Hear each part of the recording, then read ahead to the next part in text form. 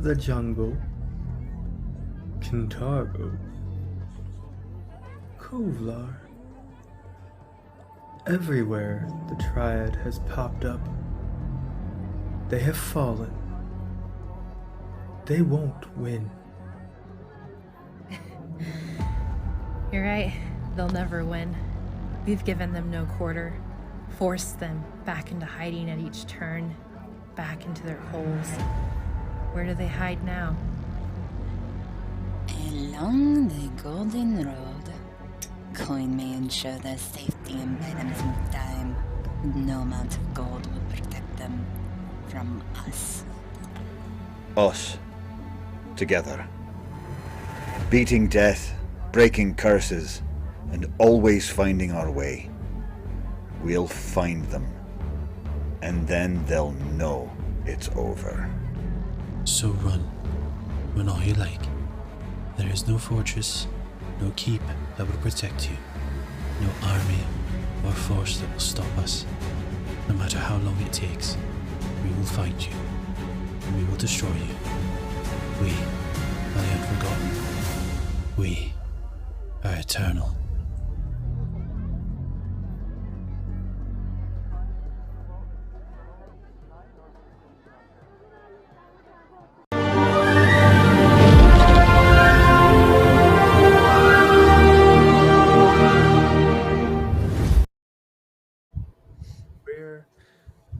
Live. Hello. Welcome to Penny for a Tale.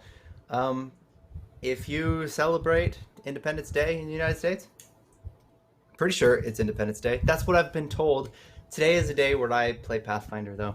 It's dear to my heart, and it's what we're doing right now. Before we introduce our cast and what's going on tonight, real quick, episode 63. We're on book 5 of the Age of Ashes adventure path. If you're trying to avoid spoilers, turn around now. I don't imagine in any way you're now avoiding spoilers if you've been watching this show or intend to watch this show.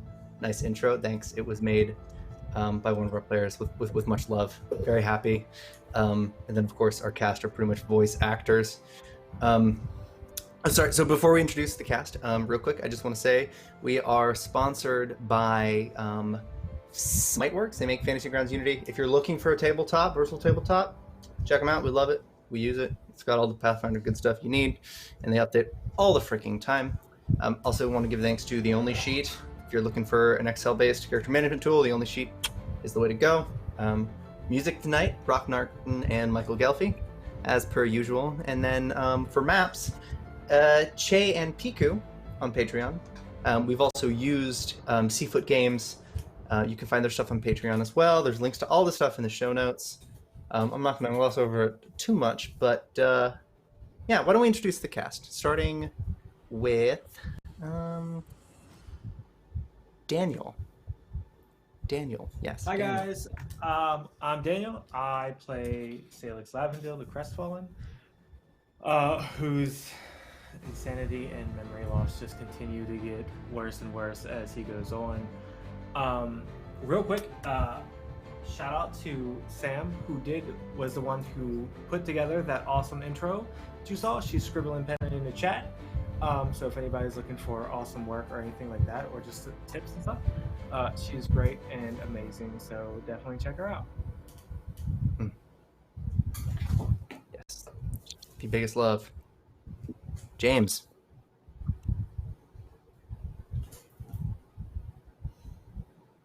I think muted. He's not ready. You're muted. Maybe. You are You're super muted. low. I hear sir. you, but yeah, that might just be it. Here, we will circle back. We will reroute. Jen. Get to the back of the line. Hi, I'm Jen. I'm playing the Vesparin tonight. She's gone through some stuff, and hey, like, you keep running from your problems, they won't catch you, I'm sure. So yeah, I don't know, excited to go into shady town. And that'll be exciting. Okay.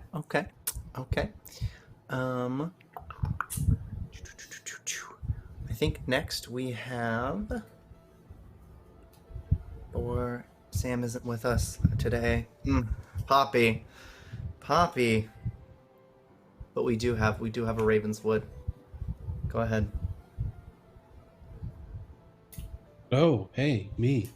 Hi, everybody. I'm Mr. Smith.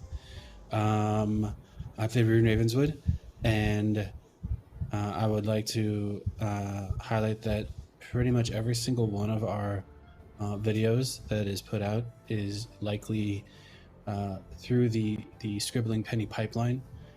So, yeah, I'm pretty sure that is 100% correct. So, we desperately miss Sam and our Poppy. But we will forever appreciate the work that she's done and continues to do for us, without a doubt. Blessed, and I'm totally the less cool Ravenswood. No, you're both. No, you're. No, all right, and our guest. Yeah. Well played, sir. Well played. Yeah. Fuck off. I love Poppy. What am I gonna do? You know? What am I gonna do? Steve, go ahead. All right. So, hi. It's been a while. I'm playing a new face. If any of you have seen the Thronebreaker intro campaign to Pathfinder, I played Rukari Sukaba. Unfortunately, I cannot reprise that character at the moment, seeing as though he's actually, ruling a nation that these guys helped liberate from oppression. So I'm playing a very different character. Yeah, you'll see her in a little bit, I'm sure, but for now, it's just Kali of the Raven's Eye. We'll leave it mysterious. Yeah. Calling in a Intrigued friend. by that name. Already another shout out to Sam for running a 5-part in a 5-parter, not a one-shot, a 5-parter in Pathfinder 2nd Edition and on the channel. I mean, doesn't get much better than that. She does everything. She does it all. She really does.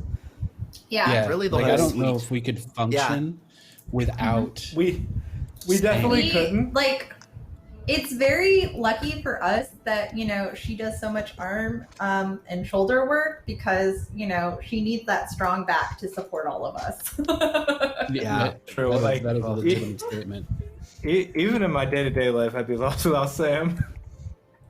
Right? Yes. So, all right. Now, yeah. Getting the army of praise out of the way. Did we get James at? Well, did James working again? Yeah. Let's double back. Do we have you? The context is we are all celebrating holiday in our own way, and as a result, I think we're all in a slightly different setup right now. But Yeah. I don't know. I mean, there are explosions going on outside. We're kind of just gonna make do with what we have. Wait, so can we not hear him right now? Say something? Waldorf. It's Waldorf Skysteel right now. Yeah.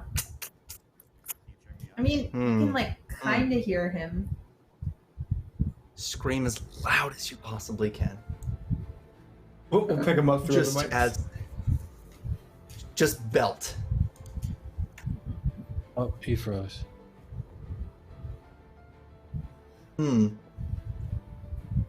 Or so Waldorf. Maybe it's because Waldorf is a squirrel tonight. Oh no! Oh man. No, he should be a bearded lizard. Do we need to come up and troubleshoot? Yeah. You should probably Someone go shoot troubles. Shoot troubles? All right. I'm going to the surprise. All right. I have a stream house for the evening Yeah. apparently. I'll be I right love back. it so much. Stream gremlins. Oh no. And what if like people were just like what if this is Among Us and people are just dropping off? Like, now there's 4. Wait for it. Now there's 3. Wait for it. But I figured Look, actually I when was we at get the started- garbage chute the whole time. You always gotta So- support the new guy. tasks. I mean, did you want to do like questionnaire while we wait for everybody, or did you just want to roll a scene between Actually, somebody else? Yeah. I wonder if we could do a little bit. So there's some of this content that will never reach the VOD. It will never reach the Right. archives, the documents of what happened, and that was our one shot today. So maybe a little bit of context about the events that unfolded today and their possible implications, because some hints were dropped, some clues, some exposition, some content from the books. Yeah, I think it would be healthy for posterity. All right, I Yeah. gotcha. So, Galen Brightburn made a reappearance today at a one-shot. It was a 4th of July one-shot that we all got together and hung out at. I'm trying desperately to remember everybody's names, but all I can remember is Tan and Alexi. I'm sorry. It's Wow. it takes a lot to remember names. Yeah. I was playing Claremont Turner, Mrs. Turner, widowed investigator. Yep, we had a Claremont Turner. So pretty much Road the to- one shot panned in to really right after the events of our other one shot. What was it, Last Stand? With Yeah, it was the last stand. when Mr. Smith was playing Dorian. Jen reprised her role as Hysteria. I think Spence at the time was playing a witch of some sort. Yeah. I played Galen, and we went to this Dampier's thing and exploded, whatever. We all met up at the ruins of this exploded castle, and through like chasing clues and everything, we found out that the wyvern that Galen had was no longer was technically a time dragon. And I say that loosely because he had 3 charges and he used 2 of them to get back. I don't know. I'm leading us in circles and just like hitting on major plot points and leaving out crazy amounts of detail in between. No, Like, you. What? It was a 6-hour game. I mean, I don't know what else you could want, but yeah. Well, I don't know what clues I could mention because I don't know if it would kind of give away the importance. Had a couple of characters return from other games. Dr. Lekogel and his demons had some sort of significance here, and really the martyrs. You know, Tandon, who was the celebrated hero in the faraway city of Segata, across the water. We had that role reprised by James. In real life, he's vocal. You can hear him when he talks. It's neat. We also had, what was it? We had visited all sorts of places. Galen's dad. You went to we had Talasantri, Liren. which led into that downtime. Right. It was all over the place for the time map because Galen started right after the explosion, but then he time traveled to that, and then now he's somewhere else. Yeah, it was kind of like The Witcher in a way, the TV series, where Galen Jump was back on and his forth. own timeline, and we were on like a present timeline. And then I forgot I did that brought to you together guys. for the big dramatic event. He forgot. Yeah. Anyway, so No, Yeah. I have a question real quick. Yeah. Uh, What's your question? Steve, sir, Yes. your character in the previous one shot was ruling a whole nation that was gifted to you, or not gifted, but pretty much dropped in your lap. Because gifted would be like, hey, we got this for you. This is very much thrust upon you. Yeah. Oh yeah. So, how do you think Rukari is currently ruling the provinces of Tianjia? Well, surprisingly well, actually. So he had a couple of ideas slipped to him by a certain friend of Sailix's. But he has some ideas of his own, fairly straightforward ideas. One of which that Vespa was able to give him was the idea of having a great road system throughout, at the very least, Kowling, to link everything. Infrastructure.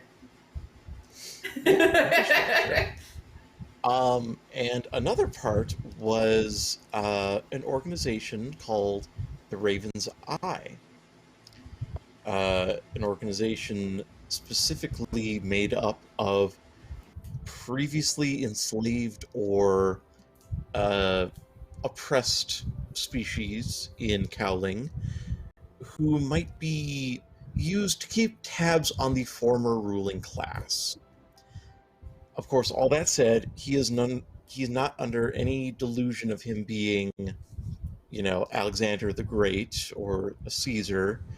So right now, weirdly enough, he's actually hoping to find a wife, someone of high social standing who can perhaps help him rule in a more intelligent manner. I love it. Okay, I We'll think figure you might looking have for a fixed husband. me. I can hear you. Hey, Can hear Yeah. we James. can hear you. Yay! Hey. But also, that's dwarf. amazing because really from the when we left off with Rukari just kind of dropping that whole nation in his lap, like, hey, or really, Sailix was kind of like, whatever. I've done my bit here. I've run my campaign. My wizard's back. Gotta go. That's why you keep me I'm around. pretty sure 'cause he's- I'm just like, I'm all pretty right. sure he's Vespa's Yep. So it's really it was really good to hear about how what has happened since that 5-part campaign and the downtime.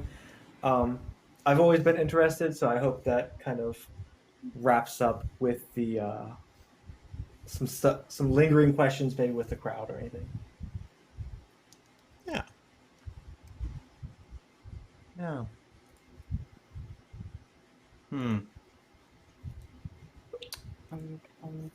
We need to get Rune back so we can jump into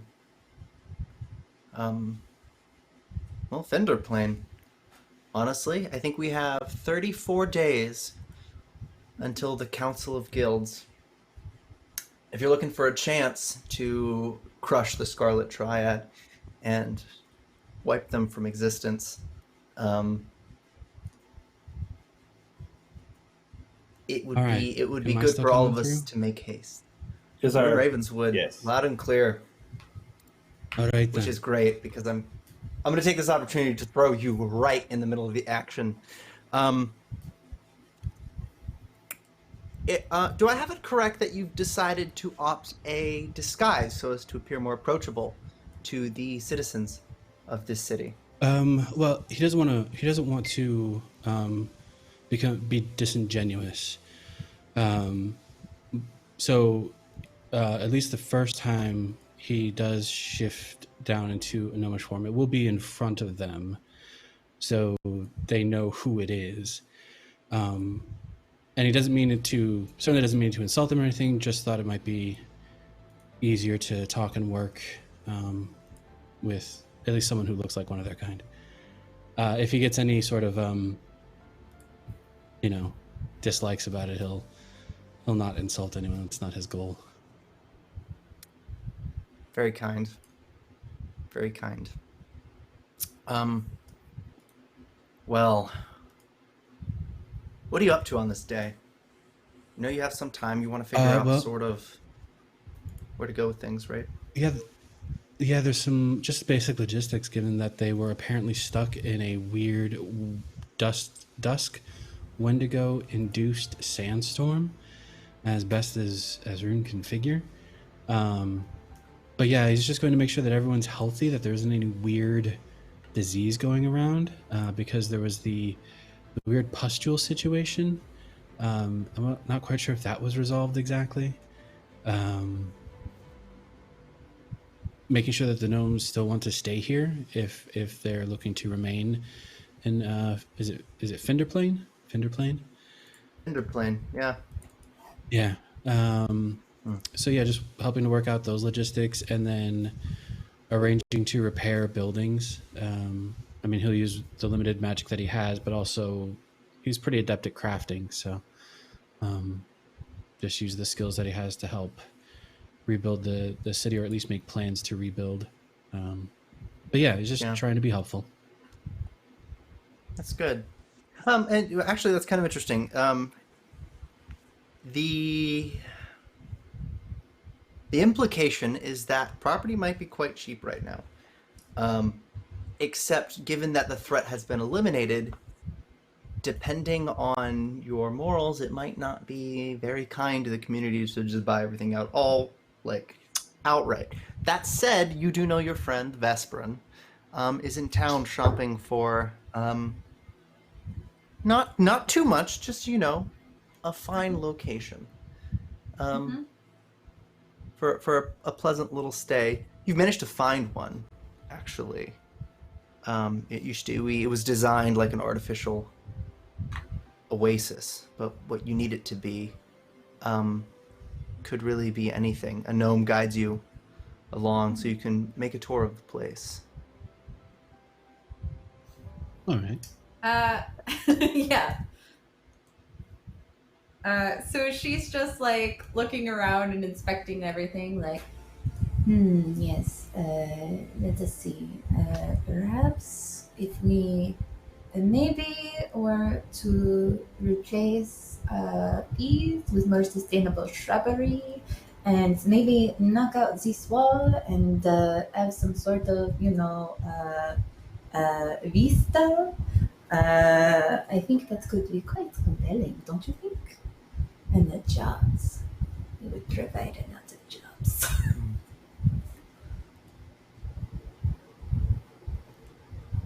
Yeah, this person will just sort of give you a little tour, walk you along. You realize somebody else has entered this building.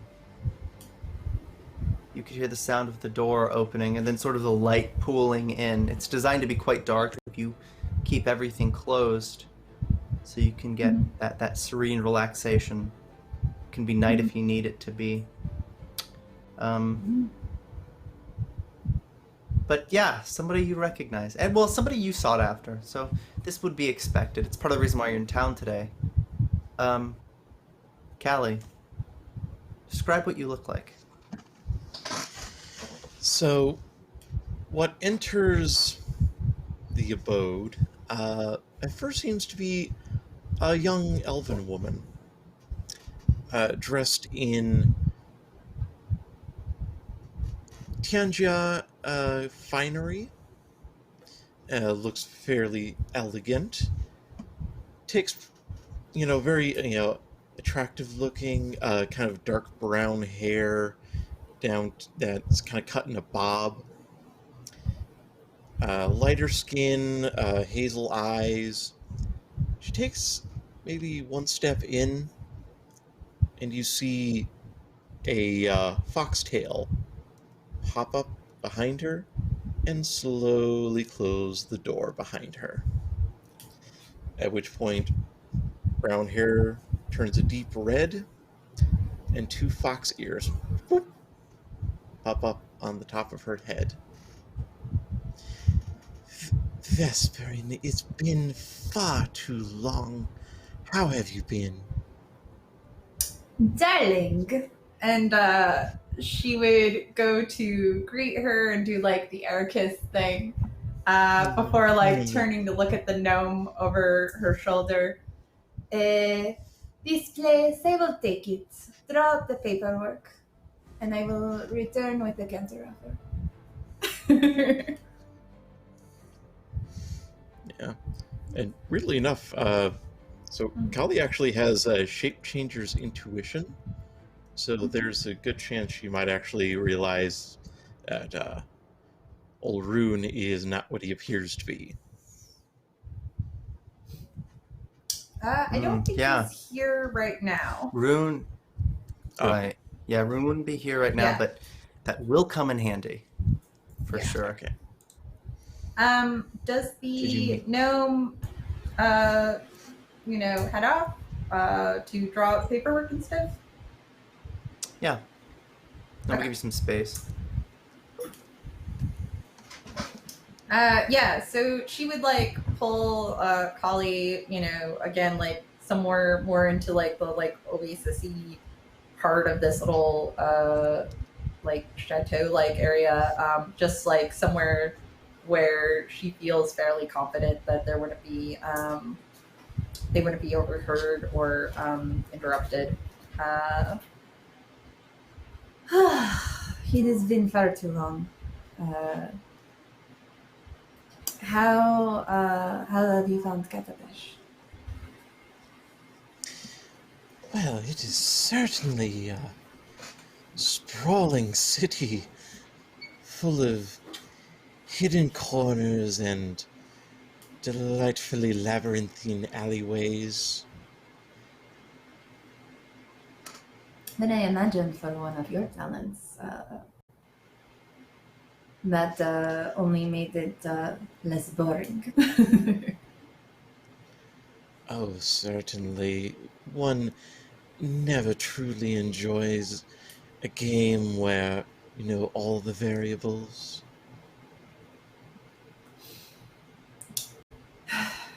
We have 34 days.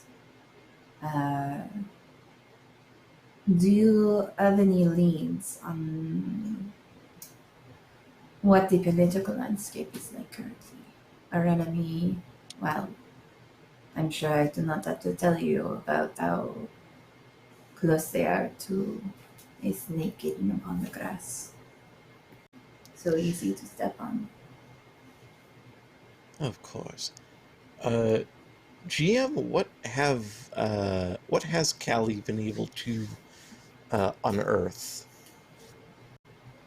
Okay, yeah, so for the party as well as the audience, essentially these are the figures. In 34 days' time, the Council of Guilds will convene. What this means is any matter that concerns the guilds, which are the most powerful entities in all of Katapesh, which is it's considered the wealthiest city in Galarian. They get to vote on issues regarding the city. It turns out evidence points to the Scarlet Triad turtling or holing up in the city of Katapesh for protection, because wealth is power in that city. They have wealth, yet they're being stripped of their power because of the Unforgotten, and have seen considerable threats from them over the last literal decade. So they've more than likely they're holed up in Katapesh, where they're safe from their wealth. The only issue is now we need to somehow win the guilds, so that way if a vote is presented to kick them out it would pass with a 2/3 majority, which is 10 guilds exactly.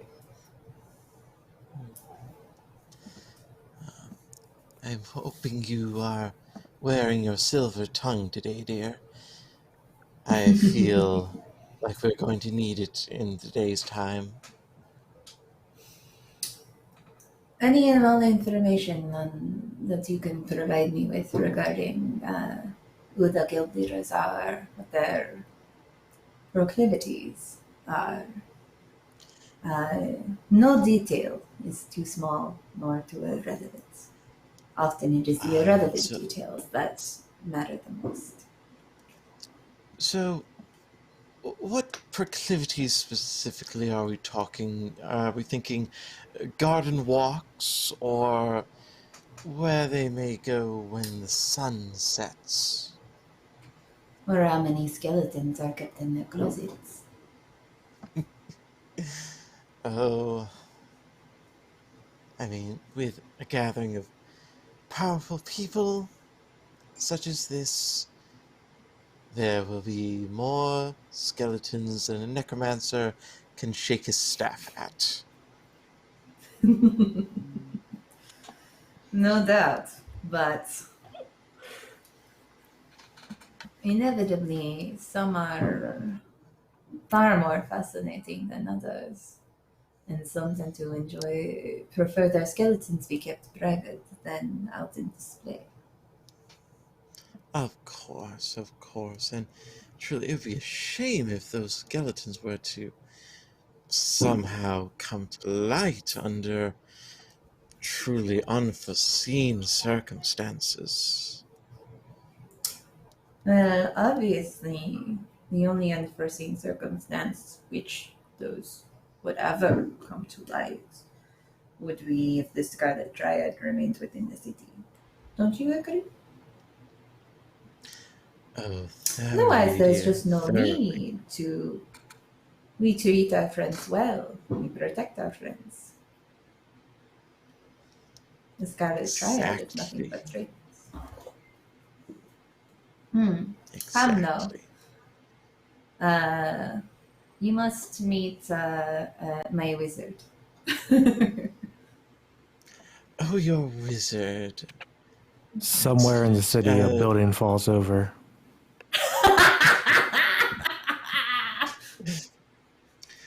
Oh dear, Oh, I wonder if man. they're doing construction over there.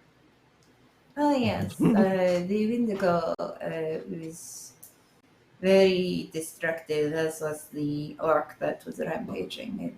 It is not a surprise that there are foundational instabilities. Yes, the Windigo. How did your band fare? We are all alive. That is what matters, no? That is correct. How far is Emperor Rukari? I trust he is still in power.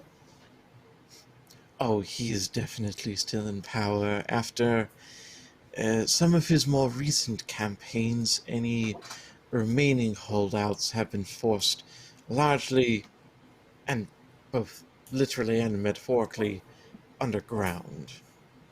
Hence why the Raven's Eye still is necessary to snuff out those last little pockets. Of course. It is. The blade that you see coming at you is easily dealt with. It is the knife in the dark that can cut the most deeply. And as she's saying this, like she's leading Kali outside, and they're walking through town.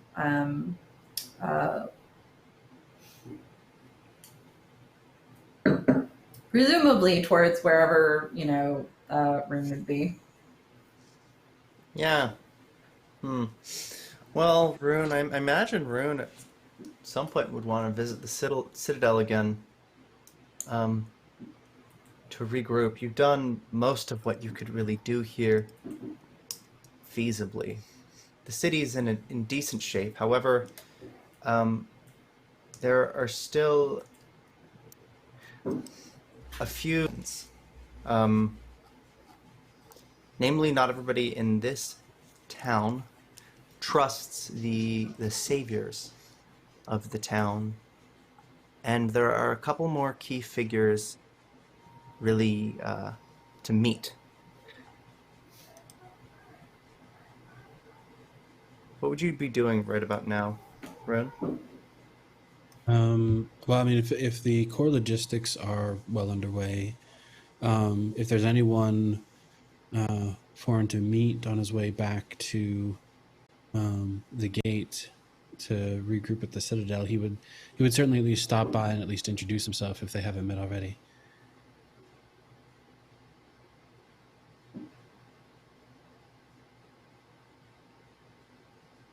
Okay. Yeah.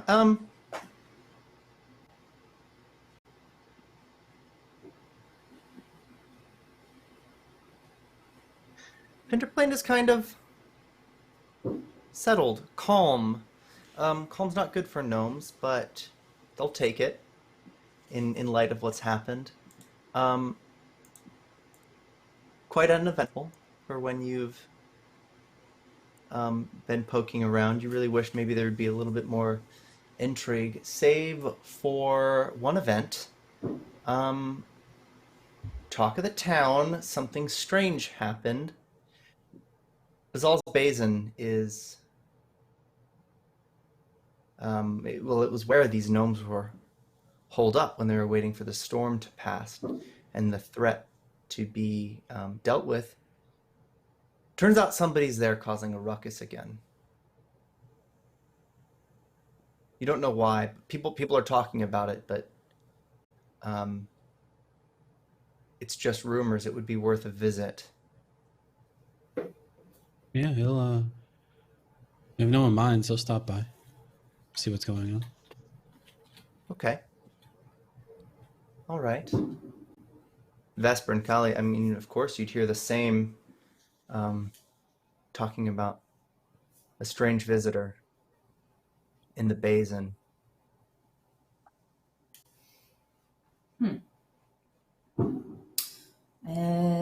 Shall we see the source of the commotion?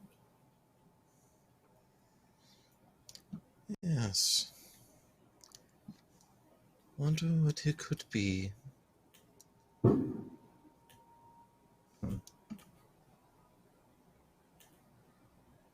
Quick, Sailix, what are you up to right about now?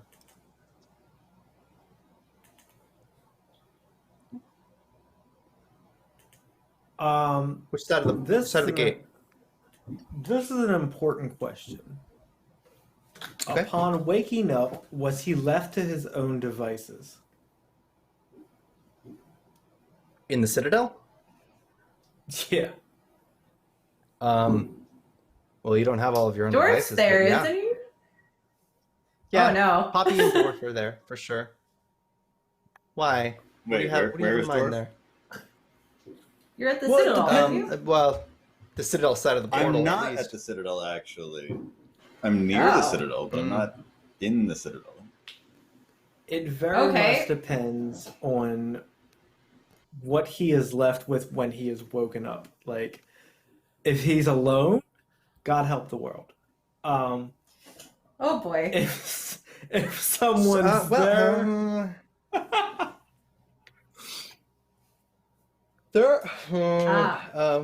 So probably Poppy?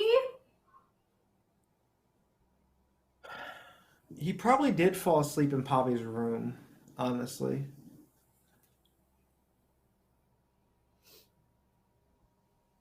Okay. There are enough people in the Citadel that it no longer feels empty at any given moment. There's And Varys is always there. something going on. And of course, your son, Varys, is there. Sailix Virtually doesn't at all remember times. current Varys. He remembers child Varys. Yep.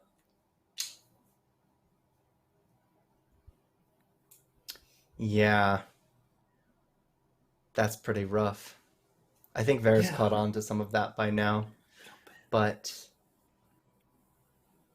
So I guess since he's on this side, on the Citadel side of the portal, he's just kind of wandering about. He has found his wings again, So he's not walking like a commoner. He's just kind of floating about. Right. Like, if you picture Ryuk from Death Note, that's how he's traveling about. Just hands and feet just kind of dangling as he's just kind of like shambling about the citadel. Okay. Yeah. I like it. I dig it. Now,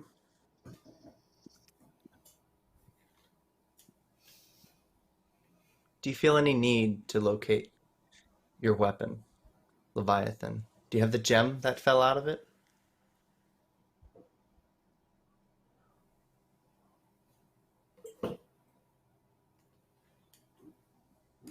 No, Waldorf has it. He's Waldorf has all the he's pieces of searching. Leviathan. That is what he is doing. He is searching vehemently for Leviathan.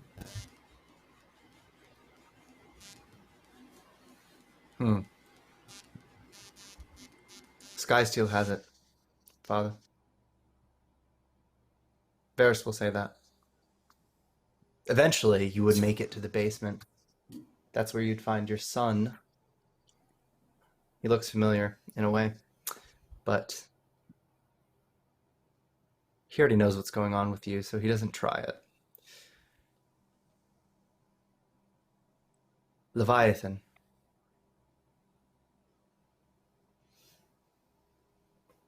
Right, Leviathan. I guess I'll push open the doors to the forge, looking for the pieces of Leviathan.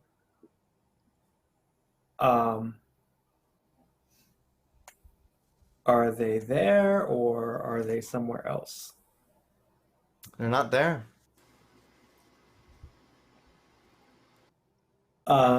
Sailix hits the side of the wall enough probably to dent the side in like a tantrum as he starts searching through everything, which I imagine are just like bundles of priceless ore from the maelstrom as he's just kind of throwing things left and right.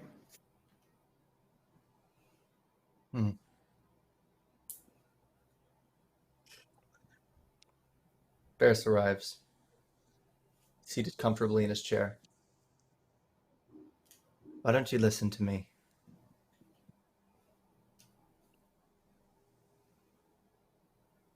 I told you, and yet you don't listen. You said Leviathan was in the basement. So here I am in the basement. I listen. Therefore I am here and not elsewhere. Be plain with your words, elf. I have no time for games.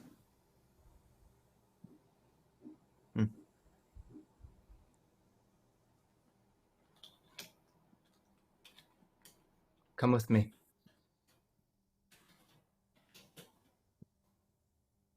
But if I Varys in follow you his wheelchair. in the chair, it'll take forever. Can I just pick the chair up and take you where you wish to go? Because then we can get there sooner. Pick not this chair up. It seems to have that covered, Father. Sailix. The chair will He just kind of spin around, move down the hall. as he's like following behind him. I'm much too young to have children of your age.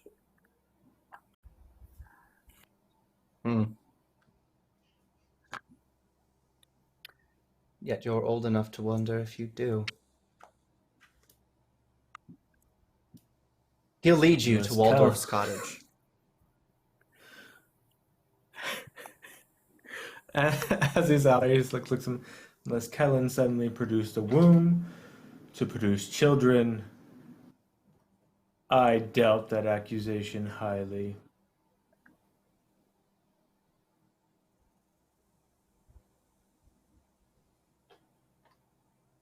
Notice, you don't remember Kellen, your child. I don't. but there's a familiar sting, that bitterness. He would remind you of Kellen a bit. Of course, full-blooded elf, with that long white hair.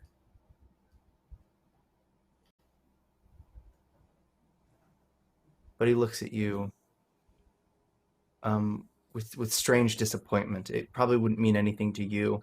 It would be common for elves, especially strangers.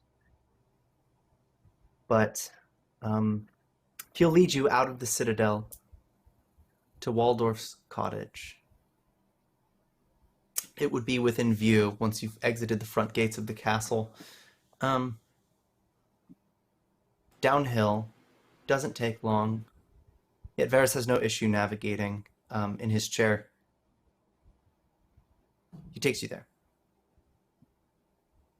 Waldorf, what are you doing right about now?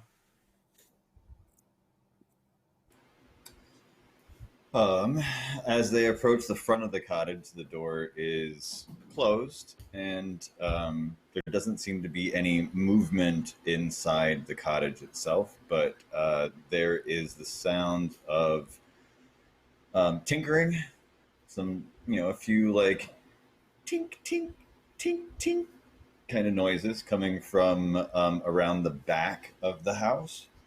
And if they walk around the side of the cottage, they would see a small workshop, which is attached to the back of the cottage. And Waldorf is in there, kind of tinkering around with some materials, some of the chaosium that Sailix brought back from the Maelstrom. He's got all of the pieces of Leviathan laid out on the workbench in the configuration that they were in when it broke. The only thing that appears to be missing from that at the moment is the gem. That is not in the layout of Leviathan. He's got schematics, he's got drawings, he's got kind of blueprints of possible ideas or ways to fix it. He's got kind of gaps in the plans where he knows that he needs to go and talk to Rune about how it was originally constructed, or kind of consult Rune on what he knows about Leviathan. Yeah, and that's what he's doing. The gem is just tucked away in a safe place. It's with him. It's just not on the table because he feels like it's too valuable to just leave laying out. Yeah. As Sailix comes in, he doesn't knock. He just kind of opens the door and floats in. Upon seeing the gem missing from the hilt of Leviathan, the room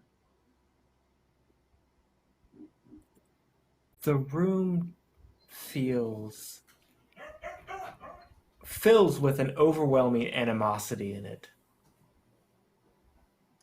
Waldorf's hackles rise, and he just kind of turns and looks over his shoulder and goes, "Oh, you've finally come, have you? I was expecting you."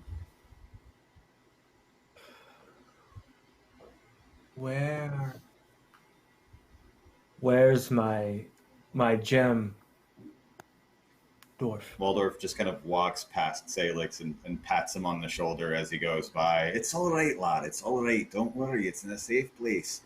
It's just over here." And he goes and he takes a small lockbox out from underneath one of the benches, opens it up, and the gem is nestled inside on like a piece of velvet cloth or something equally soft.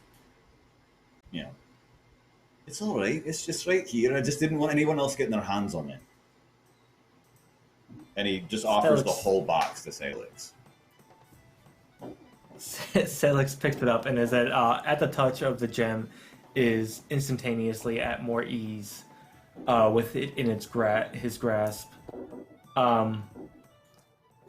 with a gesturing, like a sweeping gesturing motion, he to the rest of Leviathan.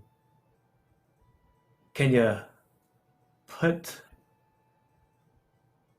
I just need it to be able to carry it all together.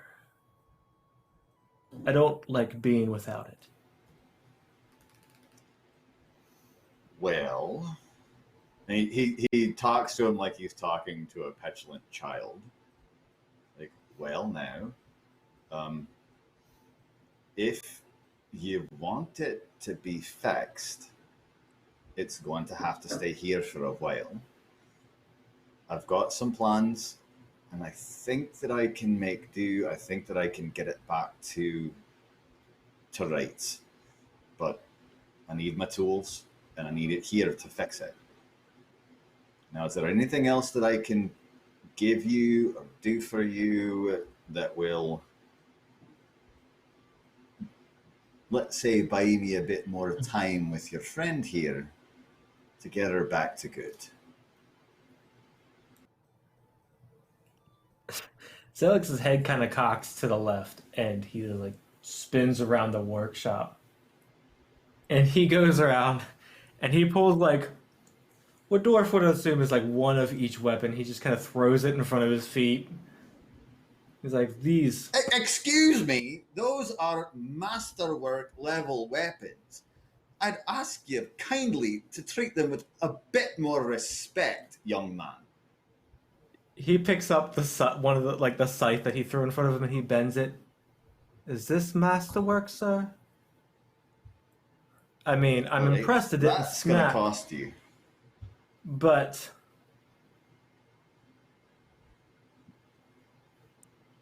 anyway, I'm insulted, to be perfectly honest. I'm insulted.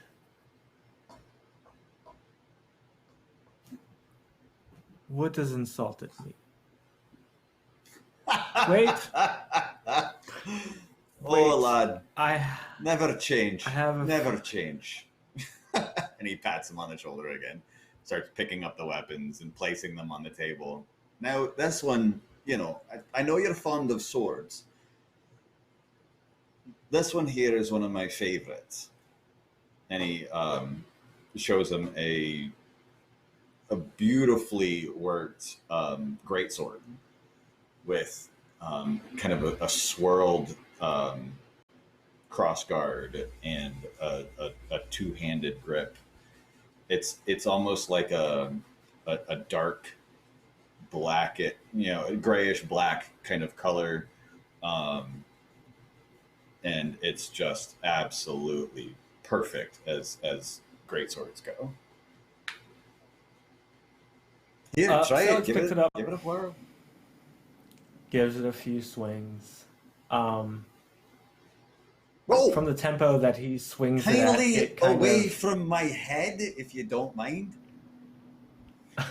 from the tempo he swings it at, it makes a rather humming tune.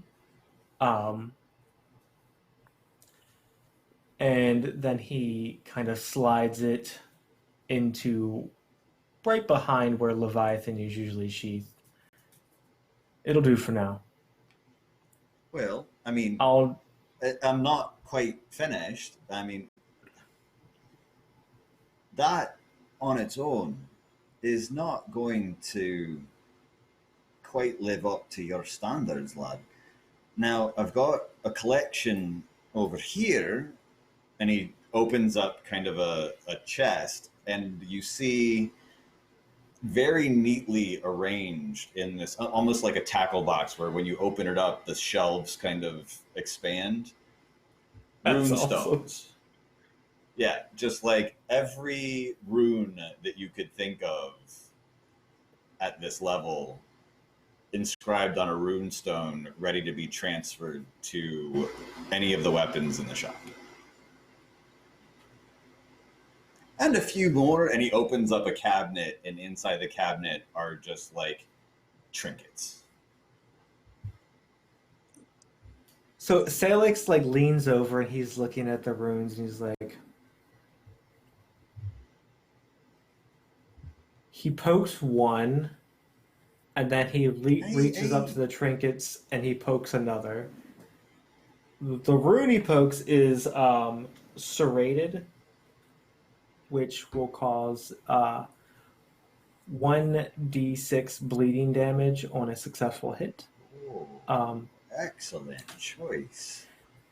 And the trinket he picks is Shark Tooth, which on a successful grapple, the grappler to Sailix takes a predetermined amount of damage.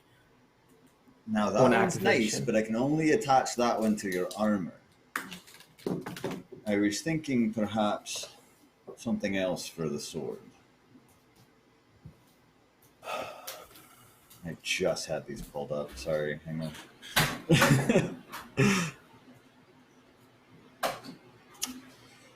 And tell you what, why don't we just go ahead and do this? And he takes the shark tooth charm Sorry, and in a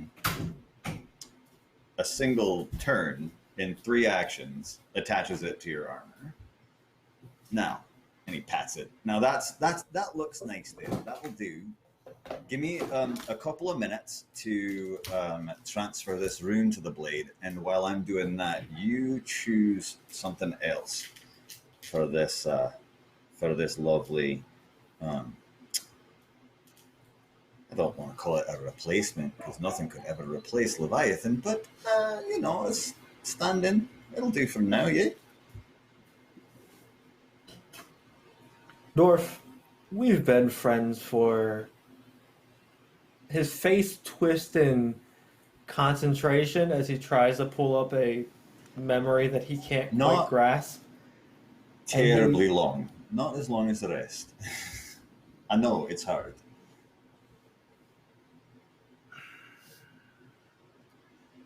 Anyway, all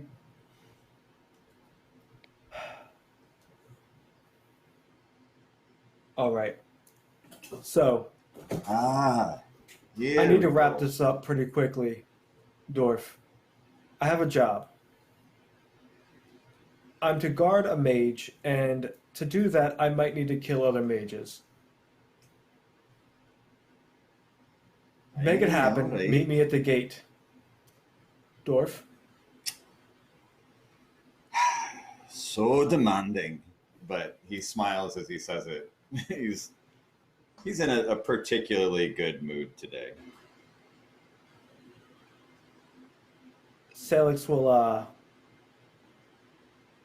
give him a overly familiar hug, and before dropping him and heading back towards the gate, he'll look back. He's like, 10 minutes, then we leave.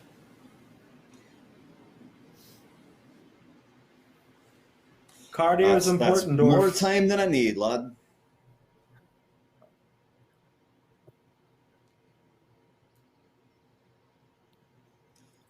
Yeah. And So I am Sailix going takes off to towards the gate. actually attach Ian, I'm going to attach a murderer's knot to that sword.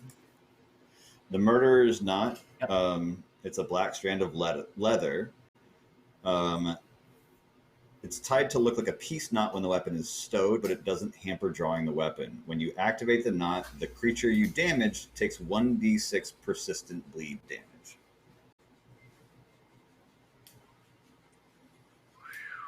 Right. Yeah. With You're serrated, welcome. that's Like 2d6 that of talisman. bleed damage. Beautiful.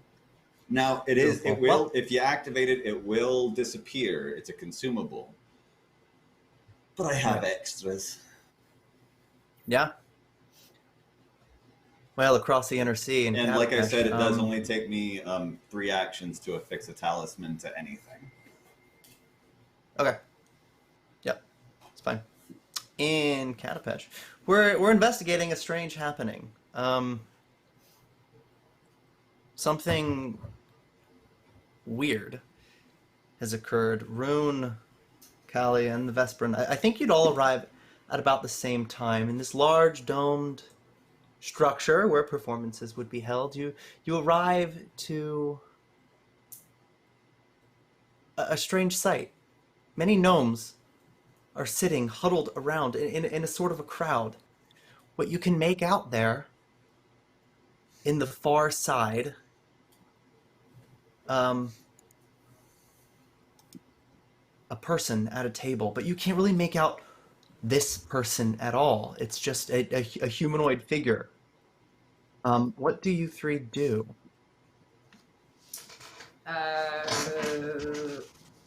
I'd like to do a perception check.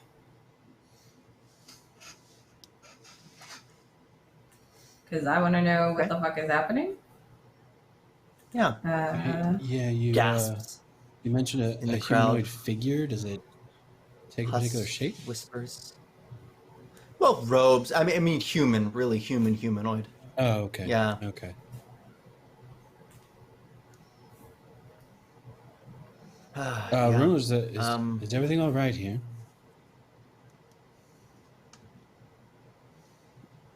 Gnomes will sort of look at you, confused at how you could even ask. Things haven't been all right in Fender Plain for a while,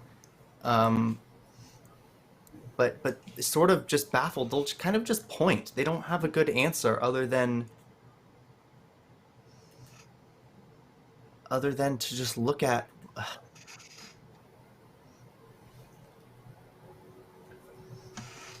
This strange robed figure, Vesparin. It's a man, and there's something on a table. It's sort of a stage, but also a table, like a raised stone platform in the middle of this basin. Is this gnome-sized person, or human-sized, or elf-sized? Human-sized, about your height. Did you just describe a pocket stage? Yeah, gnomes are pretty crafty. I wouldn't put it past them. This one's different though. It's smooth stone. Is there anything about the person's robes that give away like where they're from, or what sort of profession they have? Like, are these mummers' robes? Are these wizard robes? Are these local or obviously foreign? Yeah. I think that would be a society check. Okay.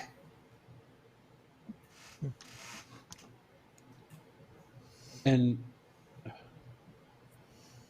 they're just sitting next to this polished stone stage on a table? There's something. Yeah, well, you're quite far away. There's something, a bag on the table. And he's standing in front of it. Do they seem like upset or excited or like curious? People seem nervous and excited. Okay. And then what do I get from? Pretty stock still. What do I get from my society check? Oh. This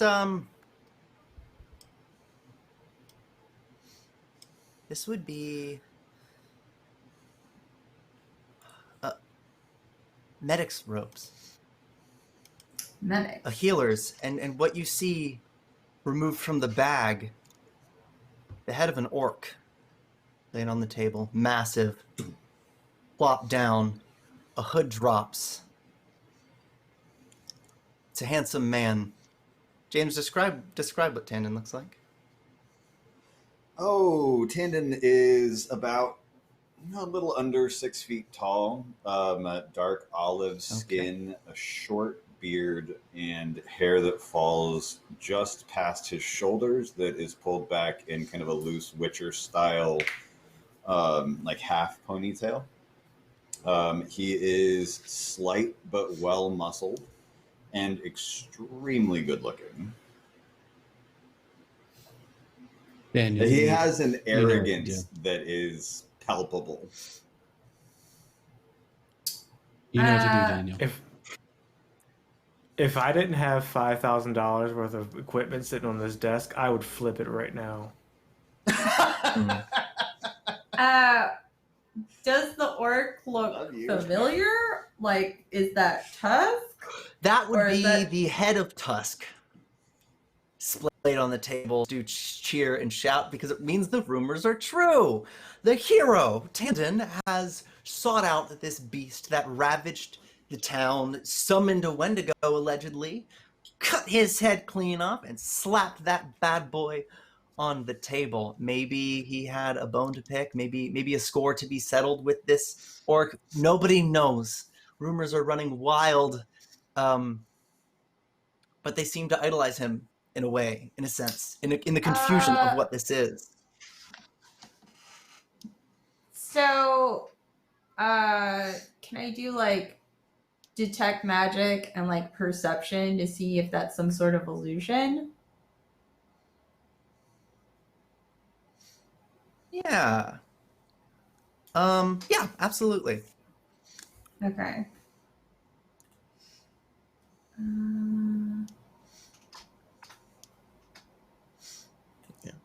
Just a quick note, Kali looks like an elf right now.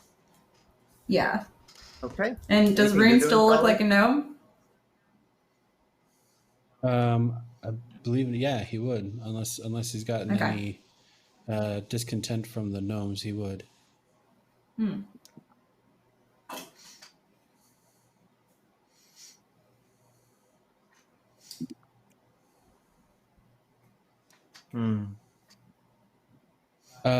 Kali, are you Rune doing anything? would walk up to the new hero. She's going to, I guess, just kind of casually chat with the gnomes, just see what their reactions are, much like you described. Yeah. Yeah, especially, and of course, being the troublemaker she is probably going to spread some of the more far-flung rumors, shall we say.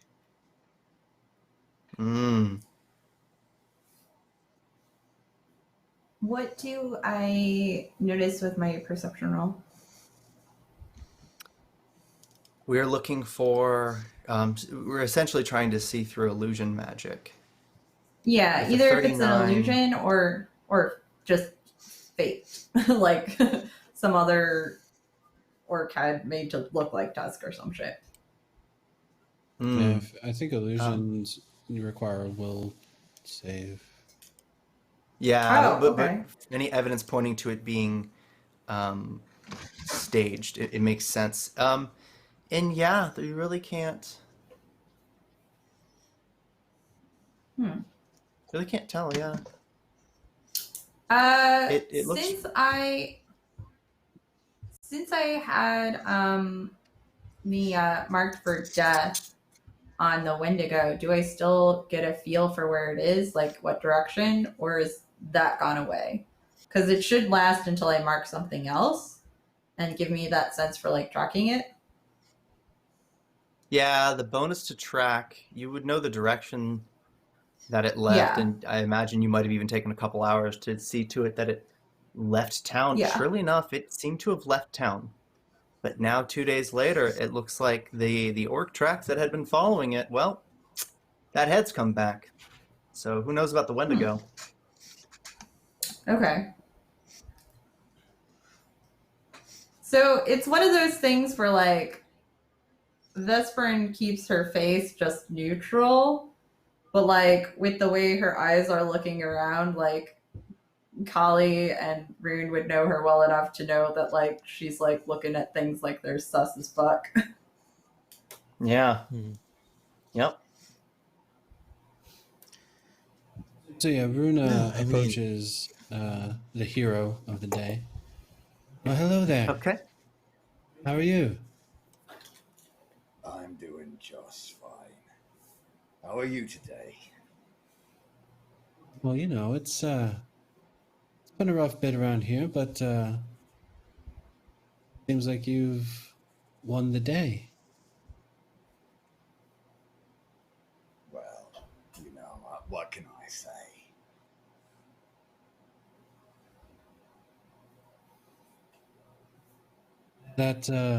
That bloke there, 32 feet he got. How did you I manage think he to only find it? had to.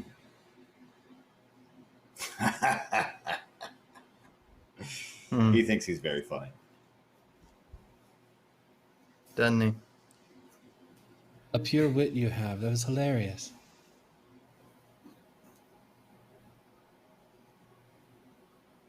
Well, congratulations. And your name is? Oh, you can call me Sir. No, I'm just kidding. I'm just kidding. My name's Tandon. You can call me Tan. Tandon it is. Thank And you for yours? your help. And yours. I'm sorry. Where are my manners? You can call me Steve. Steve. Wait, not the Steve. Probably Steve just the a gnome. Steve. Oh, all right. Sorry. My fault. Nice to meet you, Steve. What brings you to town?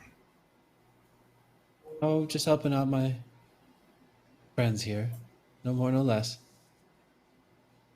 That's the same reason I came. Just helping out my friends here. And he motions to the entire room. Just helping out my friends. Well, good on you.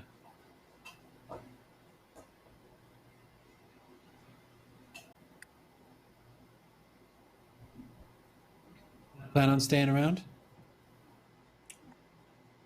Oh, I don't know. I kind of come and I go. I'm looking for this and that, and the wind in the road takes me here and there. I follow the rumors and see what I can find. And this time they brought me here. To be perfectly honest, I think I like it here. I might stay a while, yeah. Folks are nice. You know, there the was air is no, cold. The food is hot. There was no bounty for that And the creature. beds are soft. No. Oh, this lad. And his face just darkens. No. This was personal. Oh. Was it? Oh. Long story, but story's almost over now.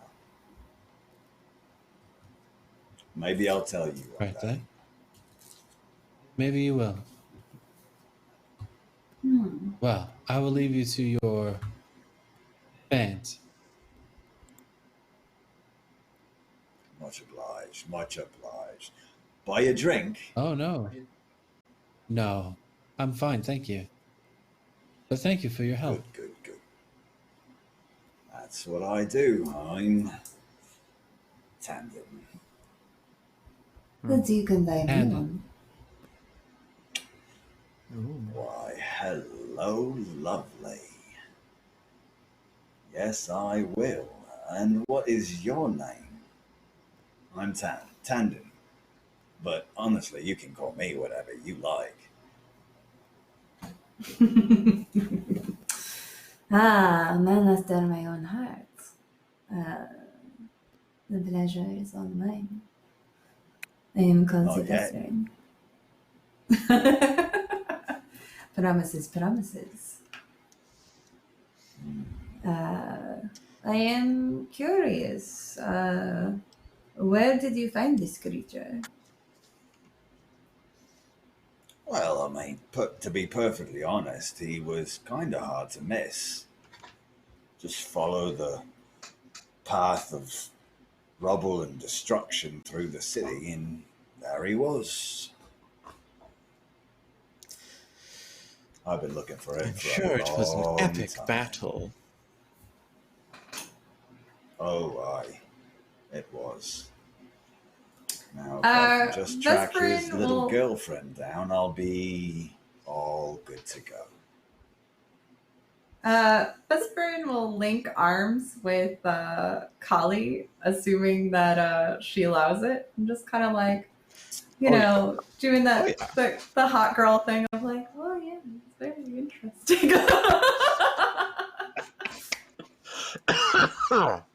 He is Yeah, is that sounds giving them the most lascivious look that could possibly come off of someone's face. I just Well. He signals drinks. Barkeep. Drinks around for my friends. On me this time. And I will pay for all of this, you know this. Not like last time. Last time? Have you been here before? Oi, last time he wouldn't let me pay. Insisted on putting everything on the house. Oh. Once is fine, but I don't like to take advantage. Of course. Well, And They you have see so Kali much as free well. drinks, built. I mean. And he winks like hard at Vesper. Mm.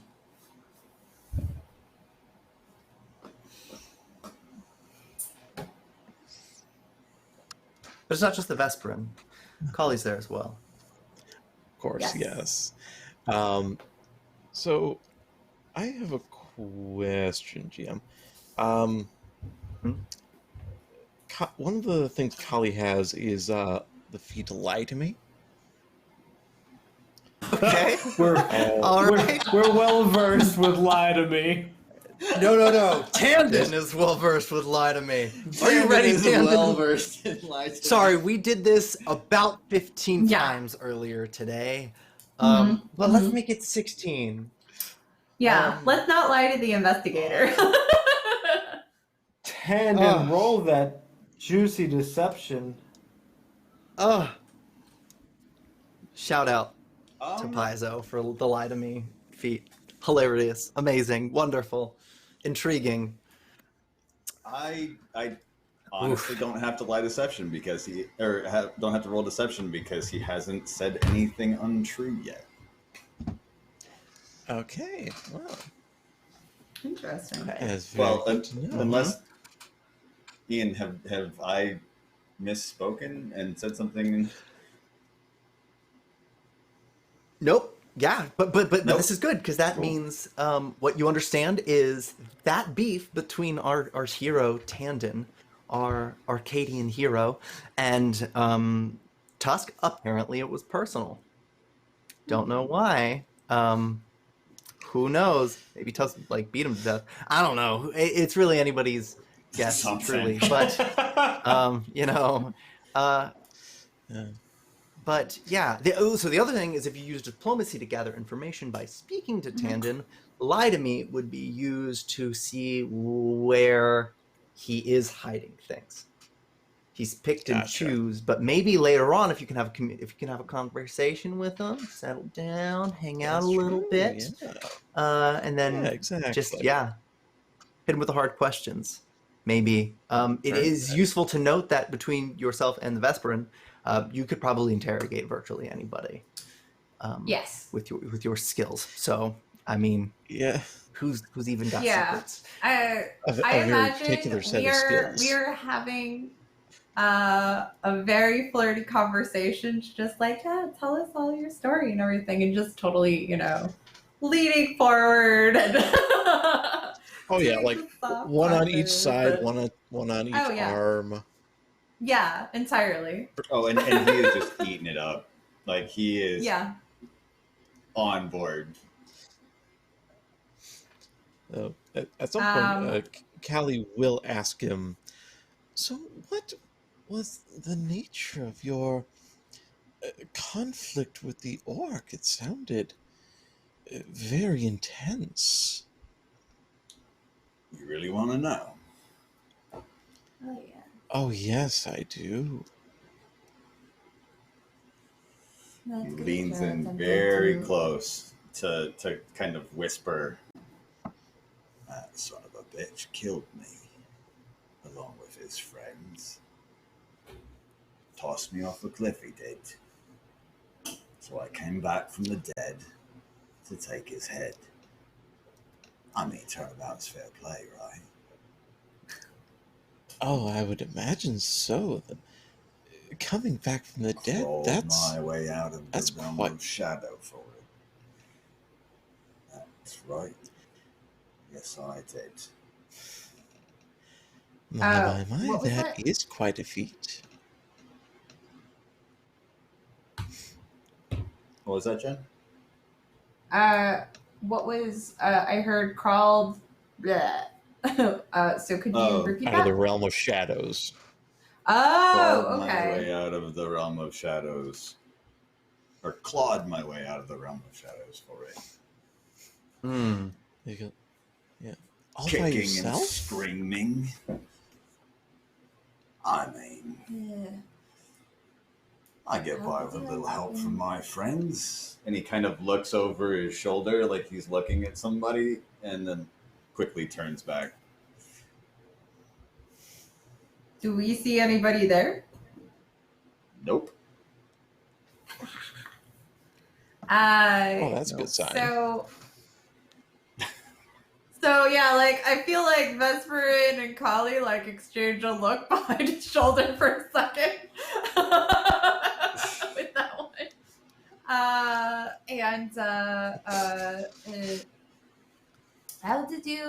How did you end up in the plane of shadow? If you died, would you not be in the realm of Pharasma? Now, to be perfectly honest, I'm not quite sure about that part.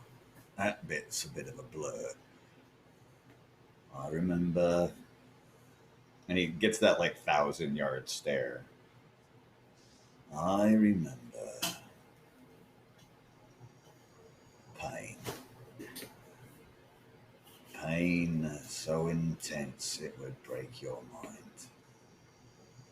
Pain that borders on pleasure, confuses the two. Torn apart, put back together just to be ripped asunder again. Have you ever experienced anything like that, love? Have you ever stared death in the face and had to laugh? He thinks he's being really cool and intense right now. He does not realize who he's talking to.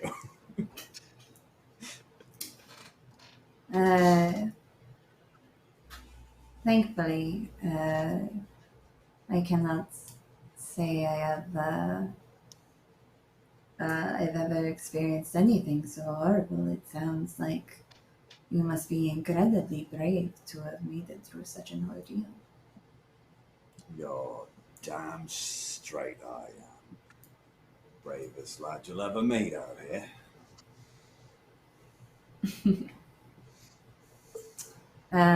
What brought you to this area? It sounded like, from what my friend had said, that there were rumors. What sort of rumors? I mean, That there's always that's what I am everywhere curious I about. go. Well, Well, that is what I am curious about, because when we arrived, it seems this place was very. I had not even heard of it, honestly. We were on our way along the Golden Road. well, like I said, I and to be perfectly truthful with you, you should probably ignore 75% of the rumors about me. The other 25%, totally true. Did every step, swung every sword, killed every monster. But you know how stories travel and they get bigger and they get more exciting. Me, personally, I don't like to blow my own flute, if you know what I mean. But Oh, of course not. Why do that when You you know. can have others do it for you? now you're talking my language, love. But what brought me here, like I said, I had an overdue appointment with this happy fellow here. And he like pats Tusk's head, almost affectionately. Heard he was in town. Figured I'd come say hello.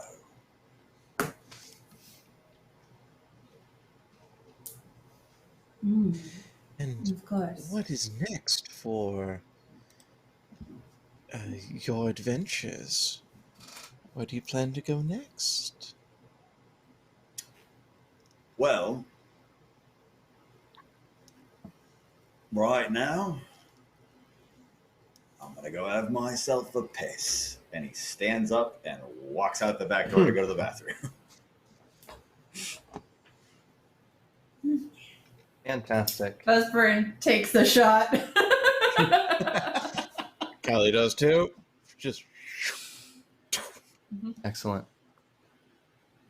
Somewhere away. The Citadel. Rune, you sort of snuck off to make sure people were aware of the goings on, and you've reached the Citadel. Who are you looking for? What are you doing? We're just going to check in on Dorf at the very least. See how he's doing, seeing if he wants to join us for this next leg. I got that answer off screen for those watching.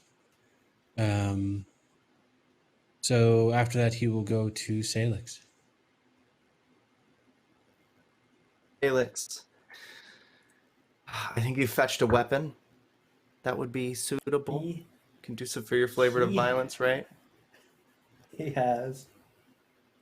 Okay. All right. And where are you right about now? He's in El Settle's ring, waiting for Dorf to come and let him through to meet Vesparin, because he has a job to do, and he's late for work. Oh, I guess that would be one thing I mentioned when I went to go see Dorf, is about the chisel, or at least borrowing the chisel for a day or so.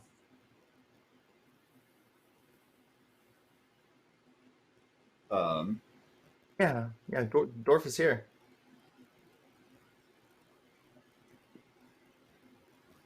Yeah, Waldorf trots up with the chisel and pack and gear and armor and everything, and kind of looks around and hey, Rune, where's Pop? She not coming? No, I think she wanted to stay here a bit and help around the Citadel. Waldorf's face. But I'm not sure, falls. to be honest. Oh,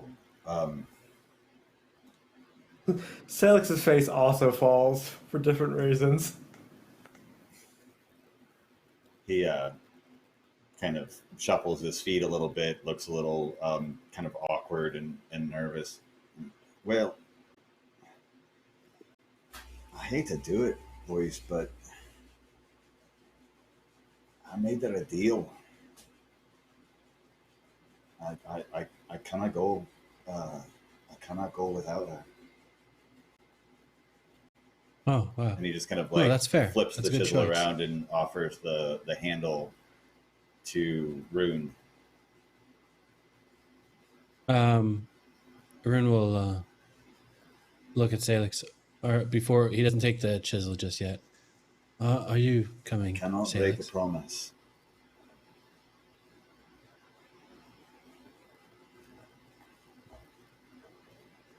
That's the plan. Would you mind taking the chisel then? And why not you?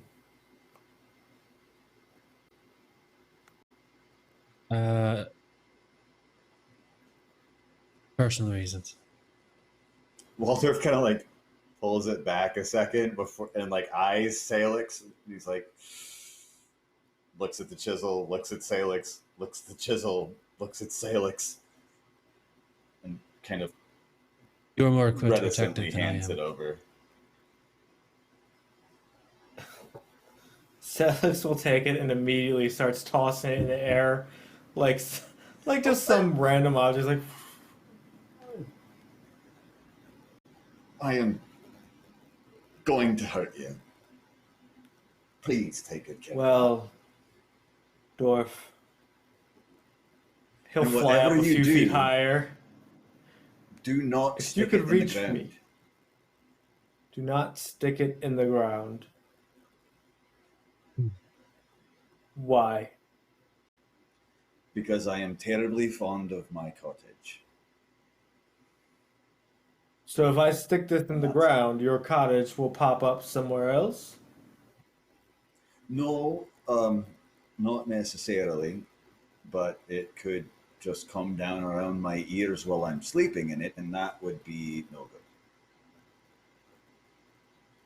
Salix will kneel down and get real close to Dorf's face and boop him on the nose with the chisel. No promises. Sleep in the Citadel. You'll sleep better. I think I'll be sleeping outside tonight. All right. Right. Salix. Salix will turn to Rune. We're not on that level of familiarity, mage. You can call me Mr. Lavendil. Very well, Mr. Lavendil. Waldorf raises And I an will- eyebrow at that and just shares a look with Rune, like, what the fuck? And I will call you Charge. If you like. He'll put the after tapping the chisel on the gate, he'll put it in his boot, as where like a place where a dagger used to go, and strap it in tight to where it won't go anywhere. Now I've been tasked with your protection from Queen Consort Eriyn. If you will be so kind to accompany me to her vicinity, we can get this despicable day underneath of us.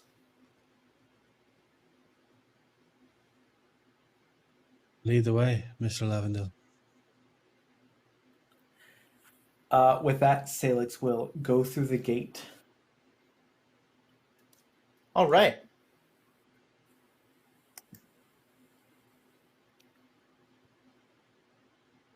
Chisel in hand with wizard in tow. Waldorf sticks behind. It doesn't take long before you're back. 1 hour round trip in and out, and suddenly you're back at Finderplane. I wanted to ask Kali and the Vesparin, you two have been, taking this on as a sort of a side mission. Not what you expected, but when a hero stumbles into town with wild claims, you tend to follow up, right? I wanted to ask, have we moved to a watering hole or something? Are we feeling celebrating, maybe? Or have you decided to leave Tandon behind for a little bit? What are you two up to? So I basically passed on the information I was given to Rune through telepathy. And I imagine, we would stick around in the bar as a findable location, and just continue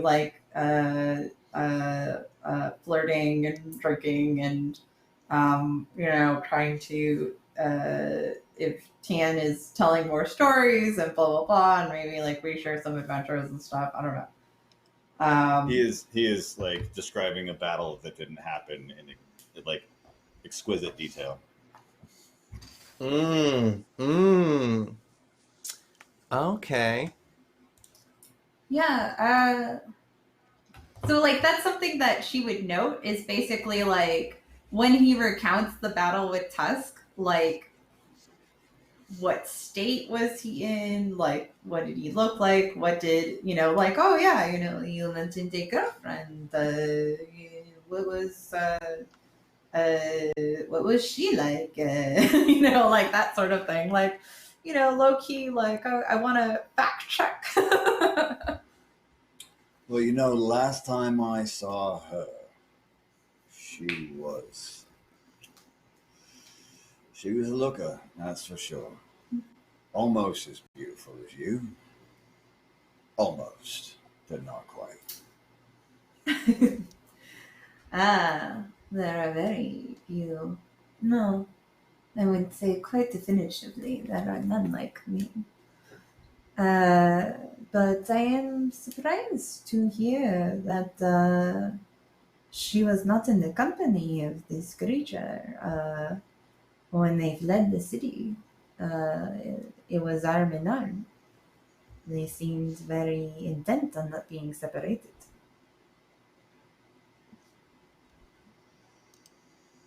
So you're familiar with them? Well, You've seen again, them we fought this creature when it And she came was here there? to this. She was.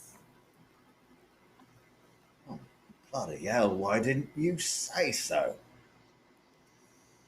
Which way did they go out of the town? Well, again, you tracked him down. So I you said that tracked you. him down, but I Yes. didn't see And- hide nor hair of her. Well, they were. Again, I tracked them for 5 or so hours, and so if you found them somewhere else, what was the state of this creature? What,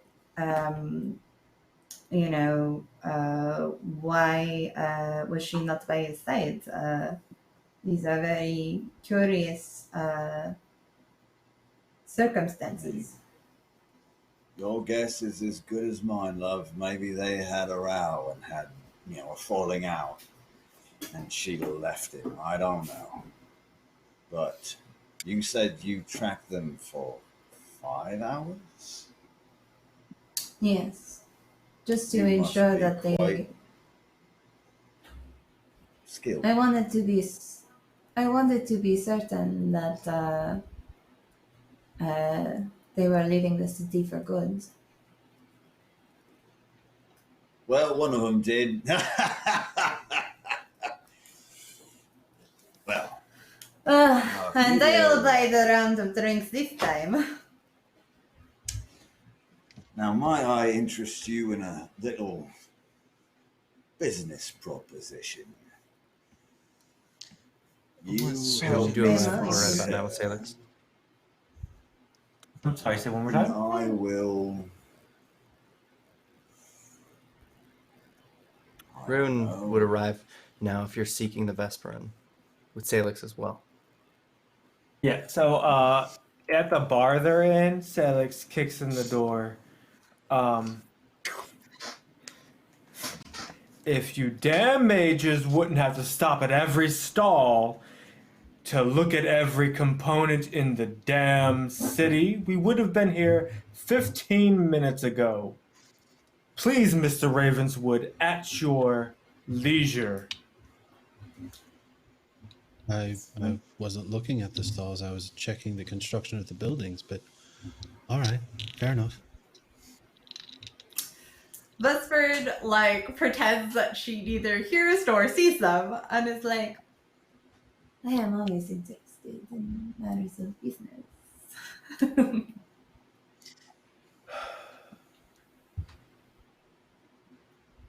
Pardon me, Mr. Lavendil.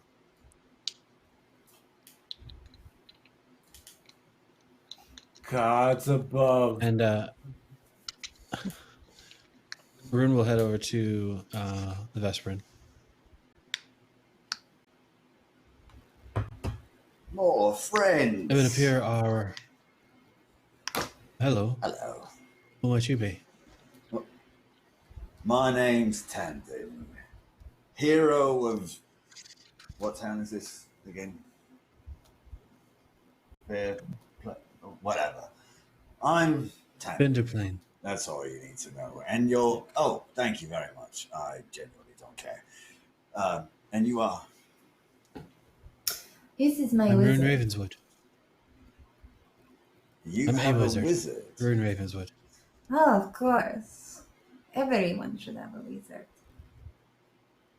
So did you when say? she said when she says that, the half of the bar that Sailix is leaning on for suddenly goes weak as he crashes through it.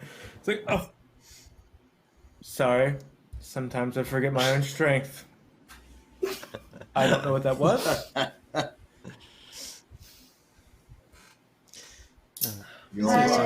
No hard feelings.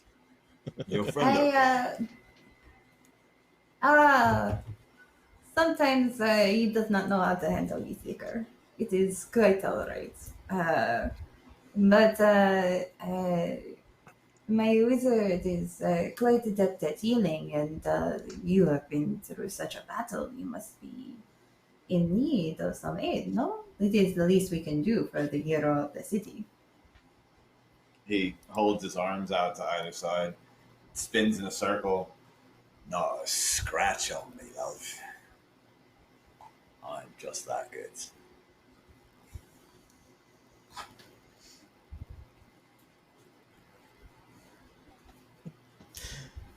I think Vesparin and Callie exchange another look at that. What battle were you in, Tandon? Tannen is like mid-drink from his stein of ale, and he just kind of gestures in the direction of the head. Oh, that big bastard over there. Had to come Rune back takes a step down back. to deliver some much And needed when did you kill justice. Why, just this morning. Right after mine. Just this morning, you say?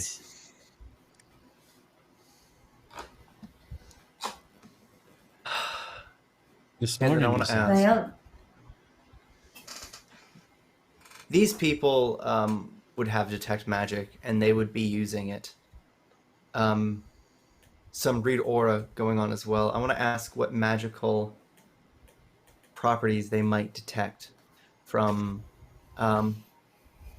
equipment you have, but then your own self. God.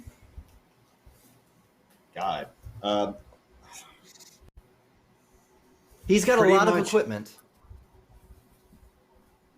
Pretty much everything on him except his shirt, pants, and boots is magical.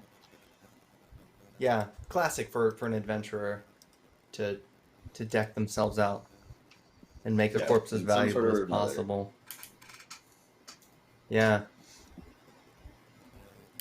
Like down to the feather in his hat. Yeah. It's a feather in your hat, eh? Actually, there's a couple of them, but it's more like a cluster of feathers at the side of his hat.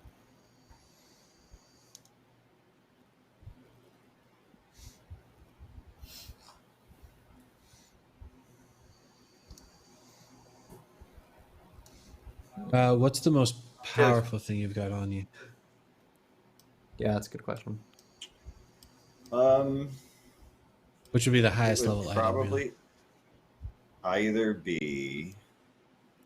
Hang on, let me look.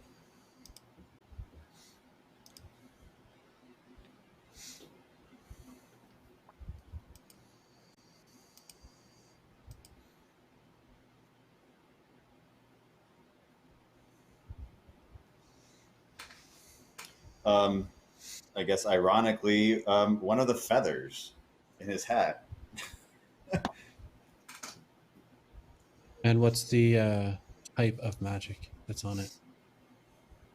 The Like type of evocation magic or on abjuration or anything like that? that. Conjuration. Interesting. All right.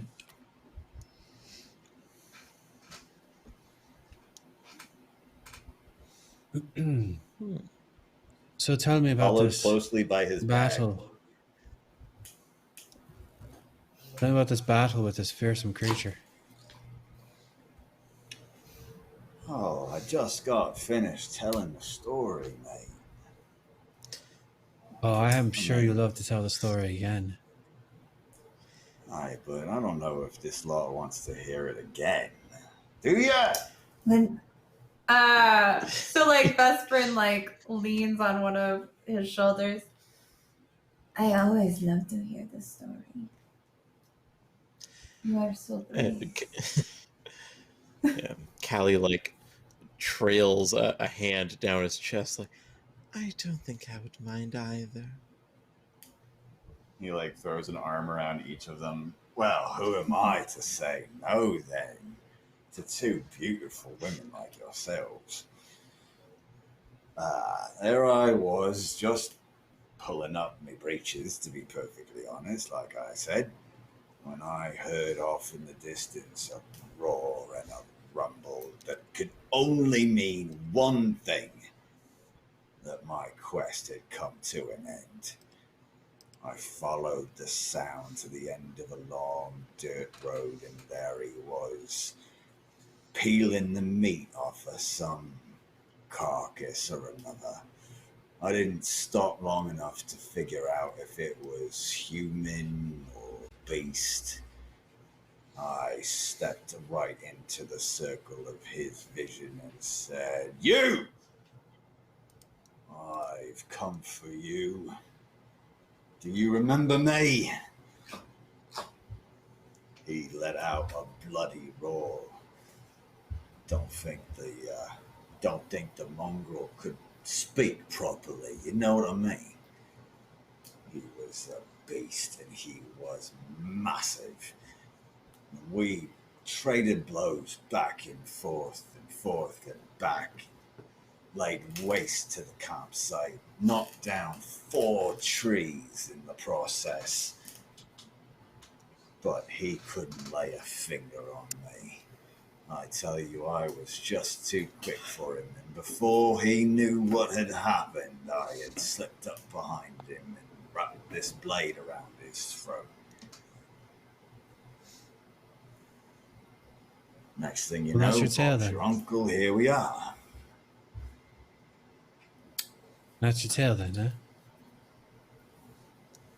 huh? I mean, yeah, I left out a few details, but, you know,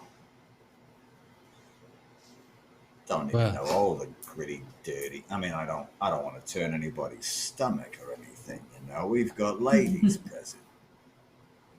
Oh, you're absolutely right. You're kind gentleman you are, no doubt. Of course, nothing if not a gentleman. And you experienced this whole thing, did you? From the moment you pulled up your britches to the moment you cut that head off. Well, I mean, there's He kind of stammers for a second, and then just kind of goes back to and takes a big drink out of his mug.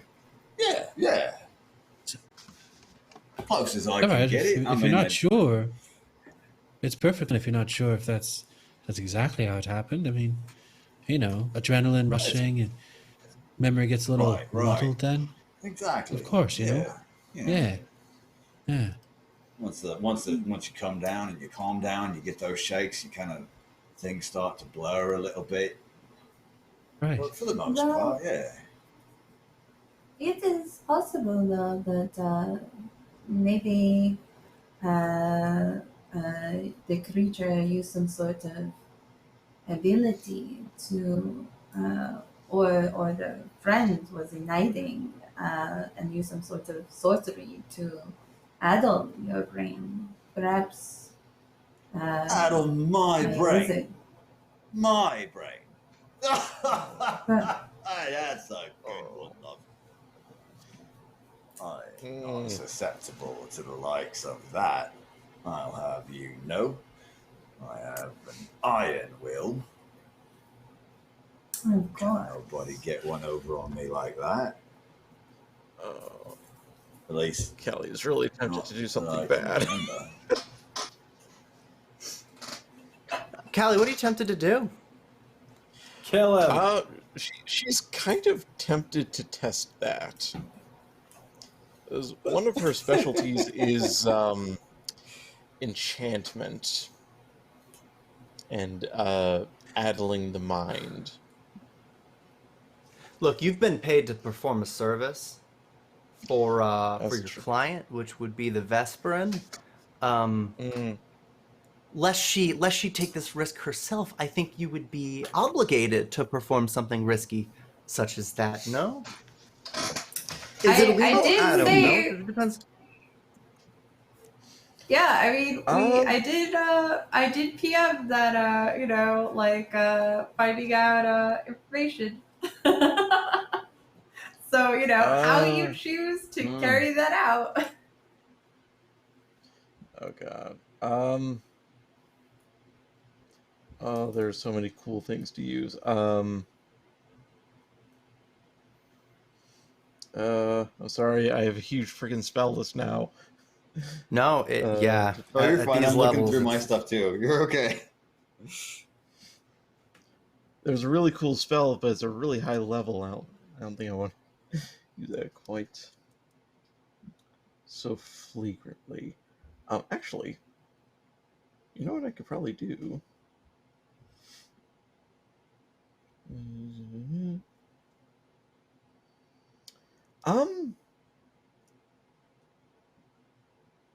So first, she's going to use a focus point for something.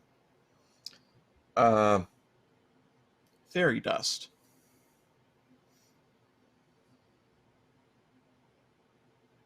So Fairy just dust. like as Tandon,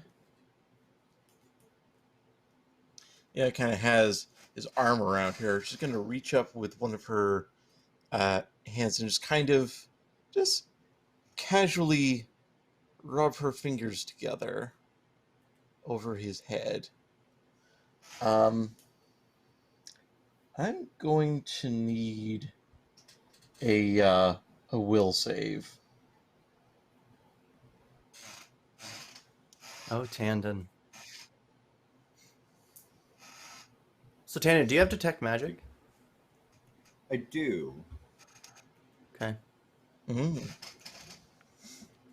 He's one of my cantrips. Right. So, Let's make that let's make that detect magic first and foremost. Well, no, not the detect magic. Let's make that will save. Tell me what you get. Gonna be rolling a bit do you mind analog rolling here. that for me, and then Yeah, I my gotcha. will is a plus 26. Plus 26, so we're looking at 40. It was the roll That with does a pass. nat 14. That does Okay. pass. Tandon, what are you doing? Alright. Fucking shit up. Oh, really is a social encounter. What about Sailix? What are you doing right about now? Talking to the bartender or something. I don't know. Yeah, you'll hear stories. Roads have been dangerous lately. I don't know if you're trying to churn around in the rumor mill. I guess it really depends on what interests you as of late. What do you strive for, Sailix? What would be your reason for being here? Work. Vesparin has let him know on certain things that they are going to accomplish or going to attempt to accomplish in Cantargo. So anything that involves Cantargo as a whole or the surrounding city. Katapesh? Yeah. Sorry, not Cantargo. Yeah. My bad. Nope. Anything that surrounds the city as a whole or a that might inflict some of the guilds in thereof. Yeah.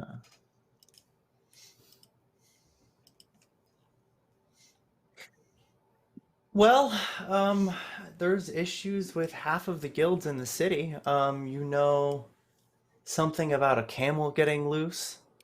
That seemed to ruffle some feathers in the city of trade. Some caravans getting sacked, monsters in the wilderness. Overall, you get a sense of FOMO, rather, because you're here in this little backwater desert town, and yet everything's falling to shit in Katapesh. You now know how to get there. You know roughly how far you are because of Callie. Or, well, you might not know that. You've just arrived, but I don't know how with it Sailix is. There's a sense that time is being wasted here. Fun things are going on, Sailix, and you're not there to see them. Every day something strange and new happens in Katapesh. And all these gnomes get is to talk about it. It's your engagement with the residents here. So that'll be a will save, right? Yeah.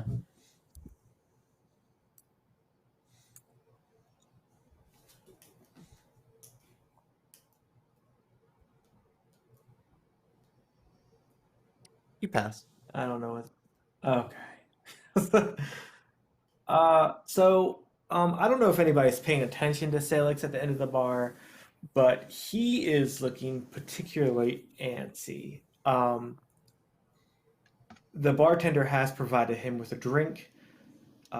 It's clear you're not sure if it's water or some other kind of spirit, but he takes it down, swirls around the ice cubes a few times, and then taps it on the bar top a few times as he looks towards Vesparin, Rune, and company.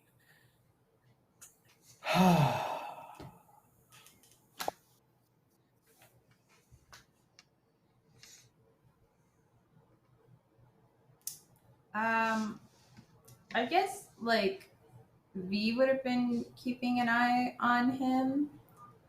Probably. Yeah, and kind of like I guess the question I have is like, do we feel if the spell fails, or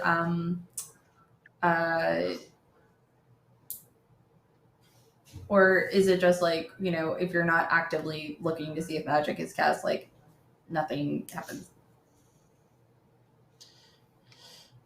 Like a description of fairy dust?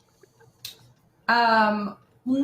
So basically, my question is like, you know, if she's like looking over there, is there like a feeling of like some magic shit was cast here? Like, does it have like verbal components and like all that stuff that like obvious magic shit is happening?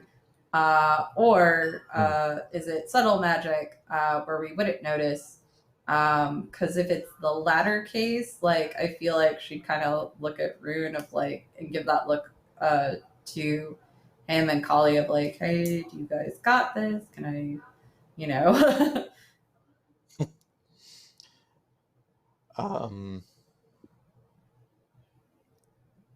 So that's kind of weird. So for fairy dust, it looks like it says an action or more somatic verbal. So I'm not sure how subtle that would be. Anything with a casting actions, like somatic, verbal, or material, is visible and audible. Okay. Unless you So use meta magic yeah. feats. Okay. which he doesn't. Okay. So yeah, it'd be obvious. Okay.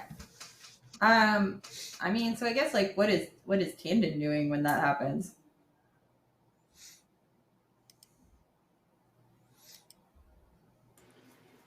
He's pretending to ignore it mostly. Okay.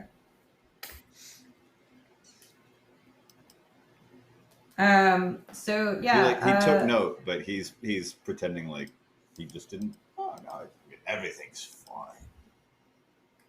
Okay, Maybe cool. she was trying to. I don't know. Get You my will attention, excuse if me you know what I for- mean. You will excuse me for a moment. I'll be right back, I promise.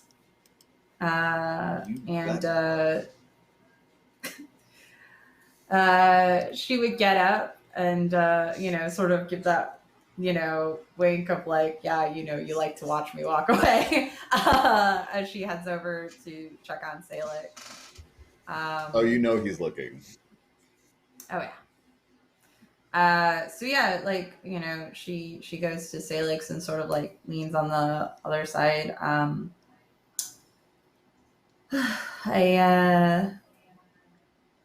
I know this is not your preferred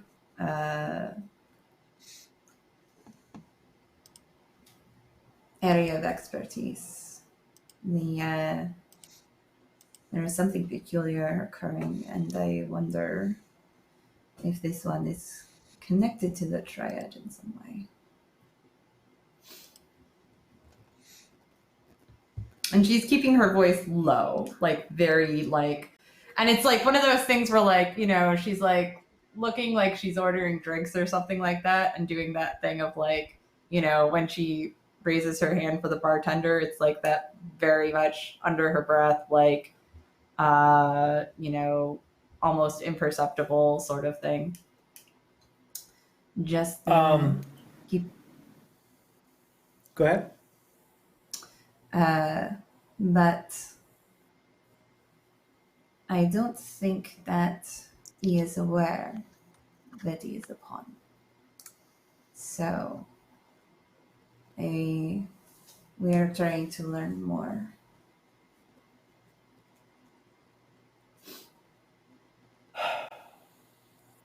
Landon, is that your name, right?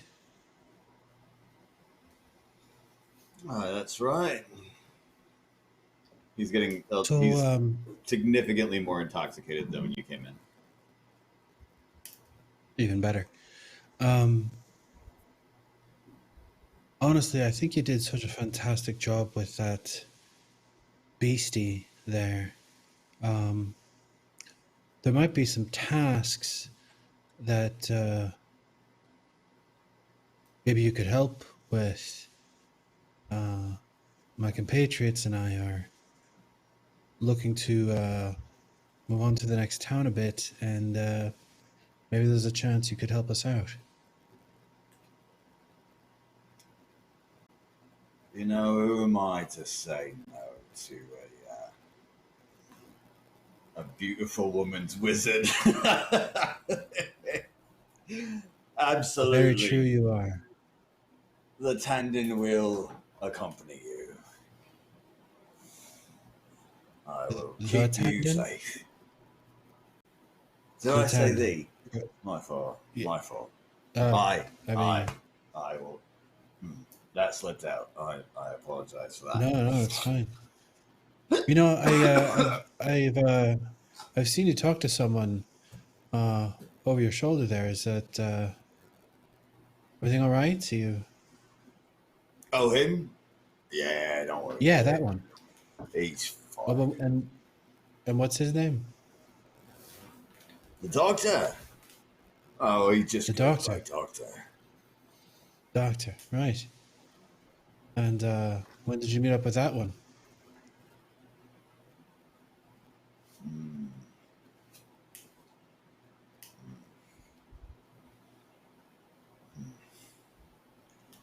Can't Oh no, it's fine. remember a time when I didn't know him. You know, it's probably the adrenaline from fighting the beastie there. Kind of muddles the things a bit. You know, you've had a few drinks. No, you misunderstand me. I mean, he's just always been there. Haven't you? Has he now? Bloody bastard. One of these days, I swear, I am going to... I'm talking to empty space again, aren't I? Yeah, you are. Where is... Oh, Where Hey, did listen, that Tangent. bastard go? Are you? He stands up. Would you like some? Would you like some help with the doctor? Does he bother you?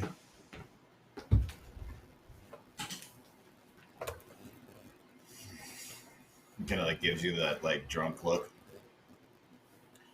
You think you can help me get rid of that monster? I think I can, but I don't want to make promises. But if you're willing to try, Can I do a detect magic on Rune? Or no, read auras. oh yeah, a read aura for a read aura, as they say. Touche, Wow, touche. the wizard got wizzied. Wizarded.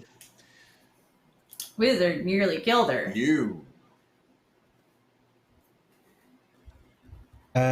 So,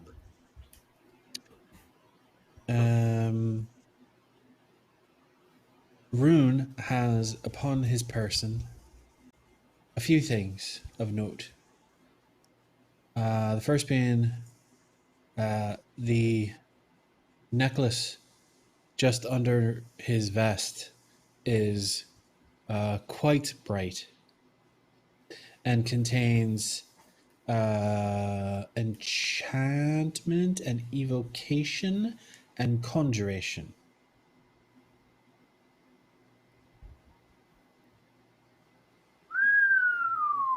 Oh, you in particular. I'm willing to share this one too.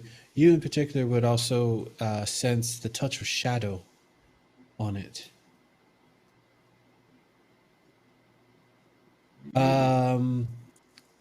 Let's see. Aside from that,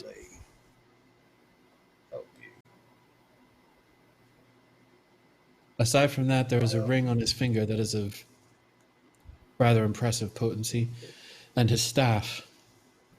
So the ring on his finger is arcane in nature, with some divination, and then the staff is purely abjuration.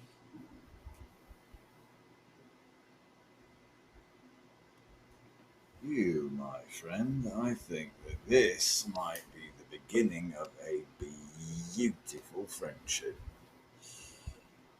Oh, well now. How do you figure? Well, to be perfectly honest, you're the first bloke I've ever seen walk through my door that might give me a run for my money. Something tells me that you aren't quite what you seem either. I mean, Me? not quite what you seem. I'm just a wizard. Now, if there's one thing I've learned in all my years, there's no such thing as just a wizard.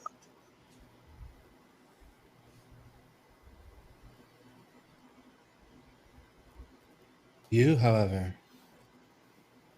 you are an oracle. I'm a what? You have the touch of the universe in you. As he What says that, you makes can say something like that? so as he says that, you can see, looking, because you're fairly close, his eyes kind of go they go pupilless and just pure white, and there are just sort of symbols and arcane runes that sort of scroll across the eyes. north to or south to north. Now that is I a have- trick. I've spent my life studying magic in all its forms. I can smell it on you. You have the touch of the deep space. Who granted you your power, Mr. Tandon? I don't rightly know, to be perfectly honest. Like the doctor, that true? it's just kind of always been there. Hmm. Maybe it comes from him. Who knows? Maybe that bastard's the reason I'm still here. Is he your familiar? Am I familiar? No. He is familiar. Sometimes overly familiar, to be perfectly honest. I've said that I've said that a lot. All right, then. haven't I? On our little No, trip, if anything, I'm where we're probably going his. next. On our little trip to where we're going next, you and I will have a chat. What? Where are we going And next? we'll see if What? that'll be up to the Queen Consort. The who? The The lovely woman you were speaking with earlier. which one? Pick one. I mean, they were both beautiful.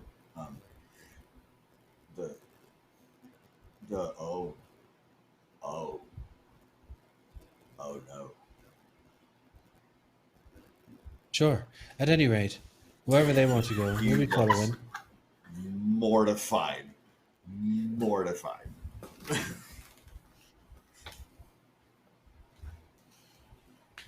Wherever they wish to go, we'll be following. And you and I can have a chat about the doctor. Sound fair? Aye, sounds lovely. Do Excellent. me a favour. Until I sober up, would you mind kicking me square in my eggs if I get out of line with her? Oh, you have my word. I'd be much obliged. Oh Lord, what have I done? Have another drink, mate. I think I'll have You'll to. be fine. Thank you very much. Would you like to join me? No, thank you. Sailix appears from behind them. No time for Mr. drinks, Lavendil. wizard. We leave now.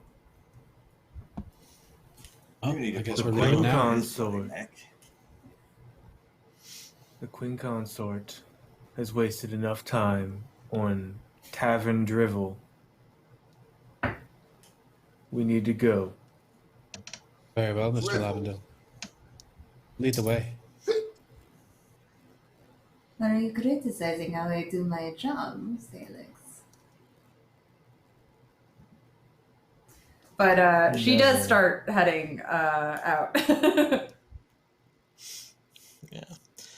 Are we headed to relax for the night, or are we headed to head to Katapesh? And to Katapesh. Because we Heading haven't to been there all Katapesh. day. We have like because Oh, it right, was yeah. like afternoon when like morning afternoonish. Yeah, no, it's still morning. It's still morning. You have a full day Yeah. of travel. You would have no issue. Yeah. Yep. Yeah. I wanted to ask though, Uh, because we have so many mages. Any plans before we head out about quality of life improvements we make through the casting of spells and incantations? Sounds good. Sailix looks real on edge right now. He's not having a good time at all. At one point, he whispers into Vesparin's ear, none too quietly, "It'll be easier to transport 2 dead bodies and 1 live mage. You let me know which 2 you want dead, and I'll drag them behind us."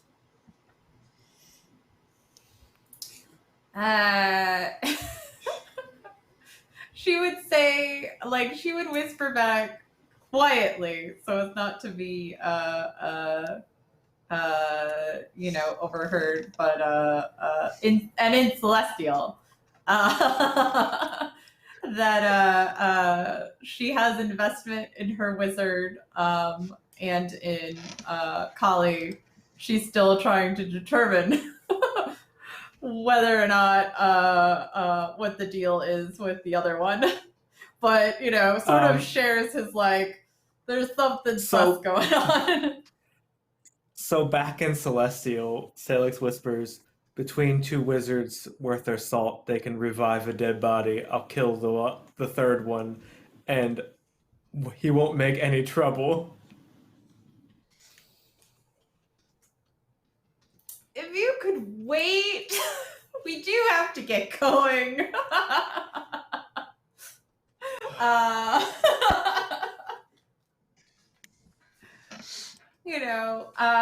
But if he does look on edge or whatever, she would sort of, lightly put her hand on his arm or something to sort of steady him, and just sort of do that thing of giving that passive quiet strength, and it's one of those things where it's obviously done out of habit, and she'll periodically catch herself and just sort of look at him in an almost panic of oh god, that mental note of oh god, is this too familiar, just to see if he's looking weird or whatever.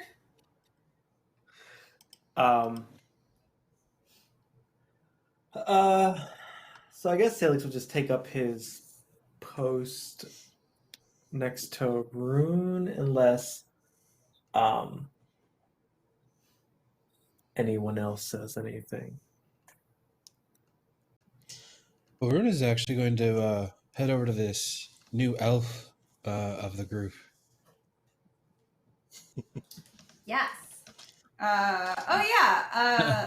She would. And this will be on. This will be on the. This will be on the travel to Katapesh. But yeah. My dearest friend, Kali. Pleasure to meet you, Kali.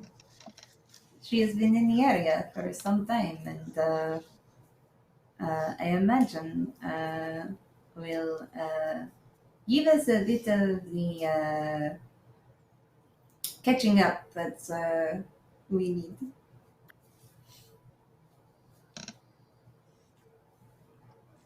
It's a pleasure to meet you, Rune. Oh, pleasure's all mine, I assure you. And I am sure you remember Sailix, my captain of the guard. And she gives Kali that wide look of nod. Yes. I don't think I could forget the Liberator.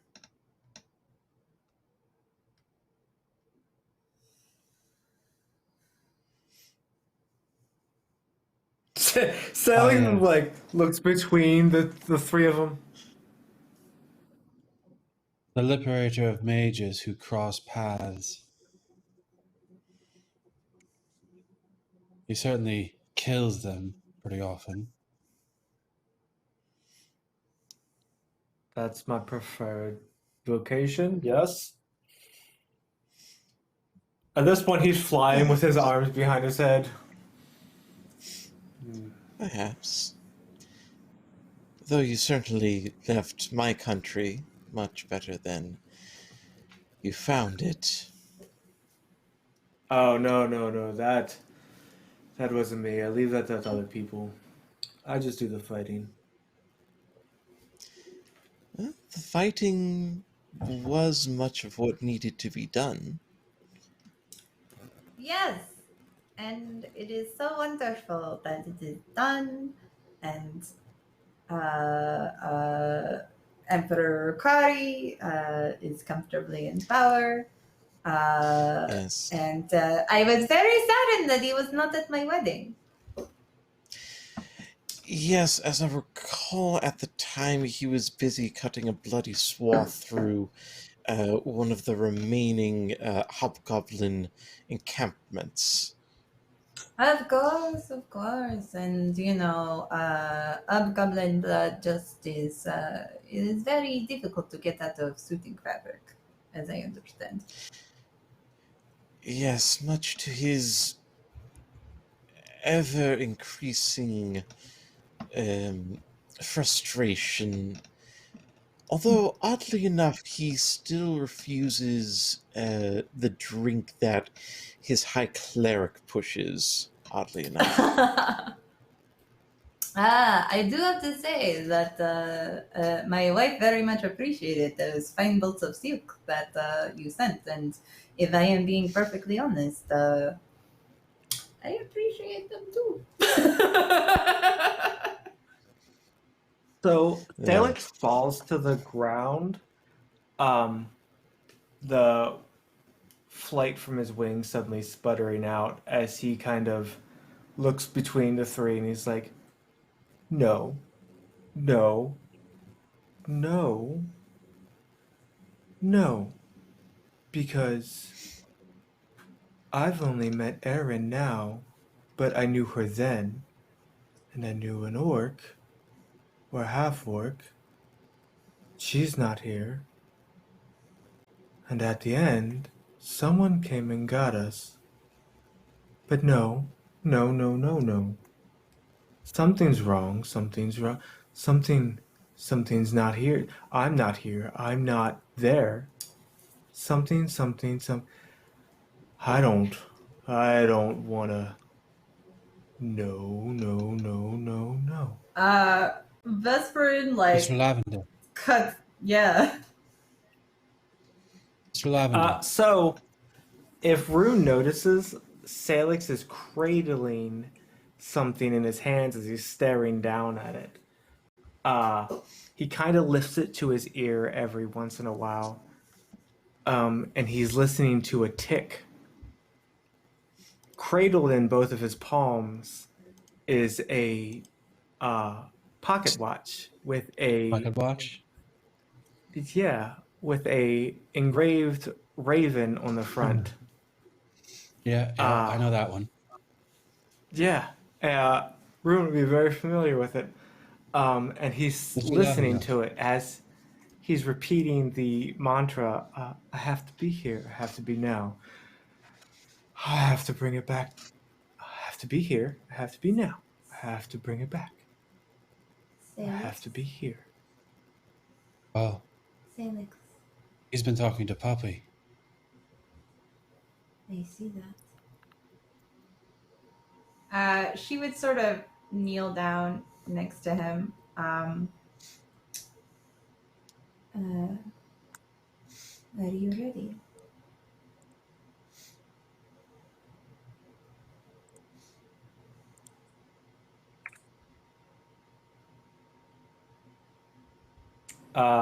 Sailix will kind of nod to Eriyn as he stands up.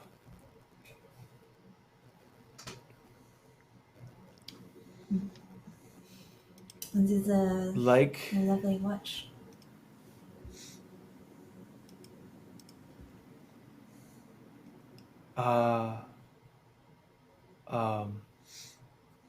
Eva gave it to me. She told me of a story of, and he's just kind of staring at it, of a boy that grew up wanting more. Then he puts it away, but I have to get it back to her. So, Of course. onward to Katapesh. Onward. Pardon me a moment, I think I need to stretch and probably first time like I imagine they're kind of like outside the city there where they were in. So she stretches and more of her kitsune traits start emerging, Tandon just suddenly notices, oh, that elf in front of him now has 3 tails. That's hot. Hey, I don't discriminate. Kitsune. Interesting. Indeed. Well, Yes, you'd be She is- surprised where being able to change your face can come in handy. every day. She is quite exceptional.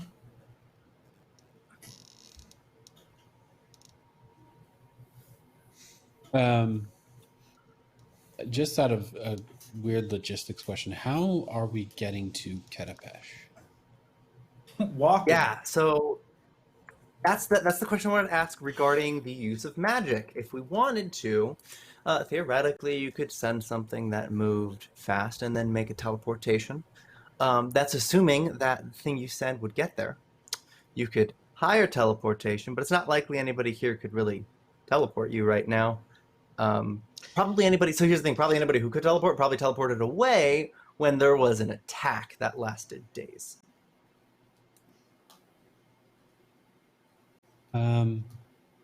So it sounds like horses and or camels are our next option. Is that about right? There are a couple other options. So my girl does have the spell Windwalk. If we wanted to perhaps travel in a slightly more incognito fashion. 1, 2, 3, 4. Yeah, it would probably work. Me and up to 5 creatures. Last for 8 hours. And we get propelled essentially in the direction of a location at 20 miles an hour.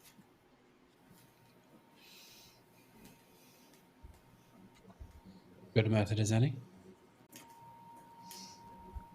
Okay.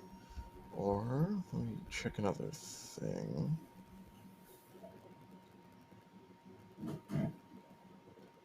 Okay. How far is Katapesh from here? Windwalk.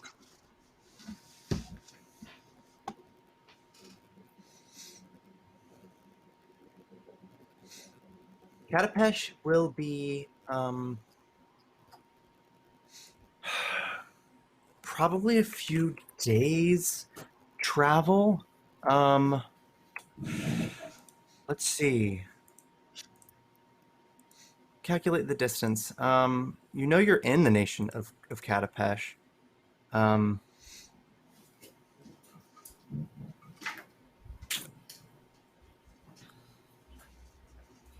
Windwalk would almost certainly Kali's speed this up.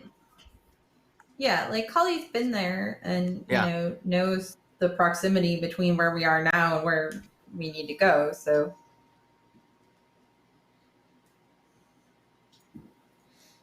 Oh, have you been to Katapesh, Kali?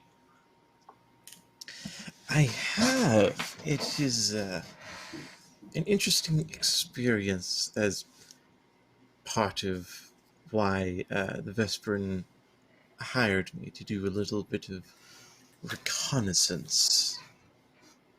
Oh, as long as I can give, as long as I'm given a description, I can get us there pretty quickly.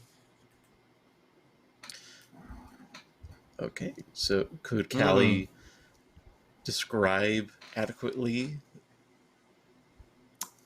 the city of Katapesh? If you have a pertinent knowledge check, maybe, or favorite coffee shop. yeah, diplomacy check, a reverse gather information. I don't know. Okay. Well, let me Could look. I might have a probably thing. do it. Okay. Let me check. Give a hero point. Just give it to Tandon and make it a villain point. So she I'm not is trained bad, in I'm just drawn diplomacy. that way. Yeah, or make it a diplomacy check. if I may offer a slightly different option, She is more aligned with nature than the city. So if there were any, say, natural spaces, such a park or forest, either inside the city or without, for like a nature check, maybe, perhaps.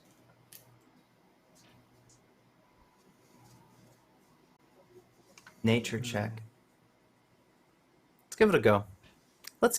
Okay. Only because I'm going to say that it's probably not that difficult. Barring a critical failure, Okay. you should be in a good Fair spot enough. to do this. This would be this would be difficult for someone else. Okay. Damn, that's still a good Let's see. roll, even with a 6. What did I get? I can't see. Yeah. I don't think you have any issue. 31. Okay. Cool. Yeah. So yeah, she will. Let's see. Do we want to be inside the city or outside the city? I mean,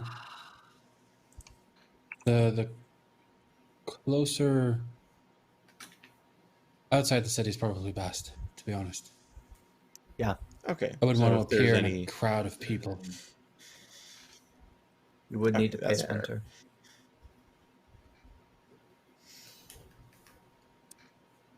Okay.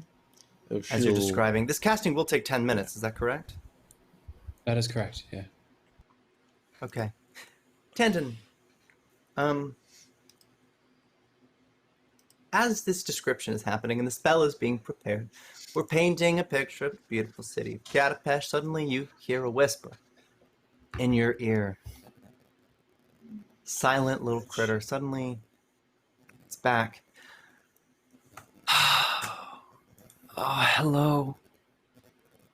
Tandon. Hello. I have information for you. My friend in the plane of shadow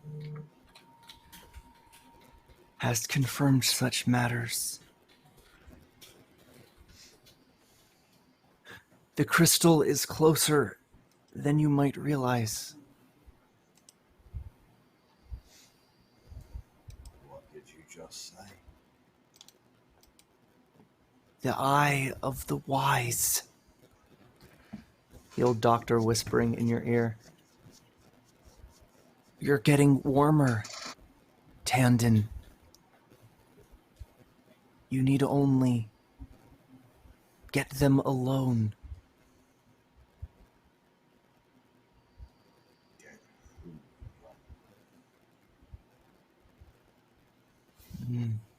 He is trying not to, at this point in time, he's trying not to let on that he is talking to someone that no one else can see. He's kind of muttering under his breath, kind of clenching his jaw so his jaw doesn't move when he talks. Which... Well...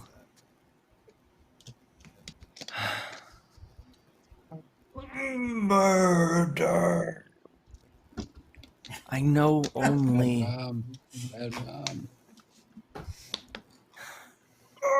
It was a friend of your winged companion. Son of a bitch. He told me he possesses a crystal. I am almost certain it is what we seek.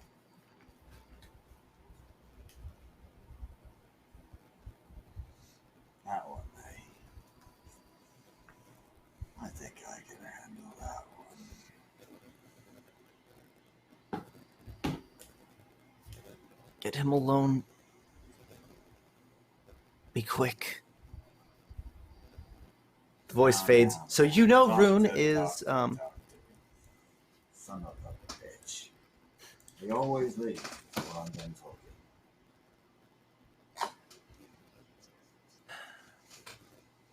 Yeah, you've got about 8 minutes before the spell concludes, and we're all teleporting away to Katapesh. I want to ask Tandon, what's your plan here? Because things are going to get a little bit more difficult when you arrive in Katapesh, I imagine. Well, I mean, I've waited this long. I suppose I can tag along, wait a bit longer until the opportune moment arrives. No way for me to ingratiate myself with the winged one in the next 8 minutes. Would have been nice if someone had told me a little sooner, but I guess I will just have to clean up his mess just like I always do. So yeah, he's tagging along. He's going to try and make friends. Make friends. Yeah, you know, make friends. I mean, I am a right charming bastard. Part of that Never statement know, is maybe correct. I'll just convince him to give it to me. And then I won't have to cut his bloody head off.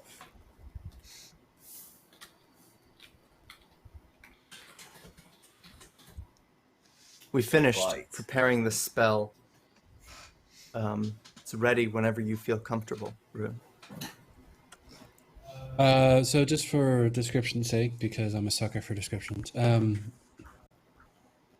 once Callie provides a bit of a description, Rune had already started drawing a fairly large circle, carving out some intricate arcane symbols in it. But as the description was being told, he would draw the images that were being described in the very center of the circle itself.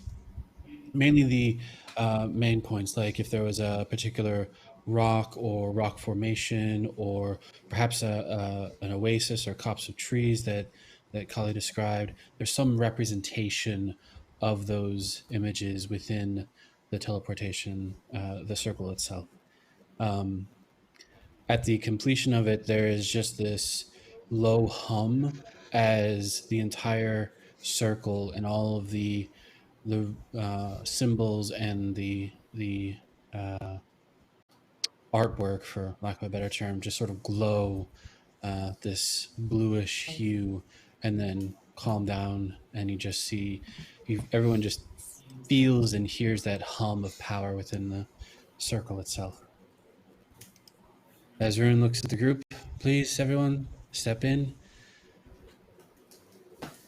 Please keep your arms and legs inside the circle at all times.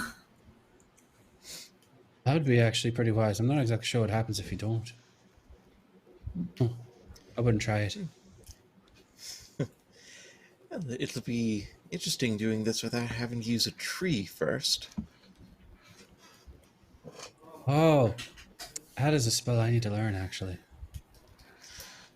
It's quite useful when you're in a forested environment, not so much when you're in an arid desert. This is very true, but I've still found it fascinating to be able to walk through one tree and out of another. Brilliant movement. Yeah. I'll figure it out at some point. But for now, off to Katapesh, as his staff taps at this center point within the circle itself, and everyone feels this rush of air as your senses are completely thrown a jumble, as the feel of the desert, the smells, your eyes, and even like the ground beneath your feet just shifts suddenly. A bit dizzying, but most of you are likely experienced enough to quickly subsides. But we are standing, as long as it was less than 100 miles to this point, we are right on point in the area that Kali described. And if it is more than 100 miles away, It gets a little squirrely. And we might be thrown off by a few miles. Okay. Yeah, you kind of had a ways to go.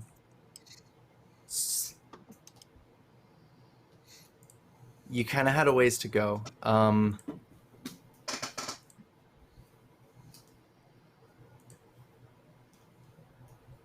It was more than 100 miles, I believe, to get there.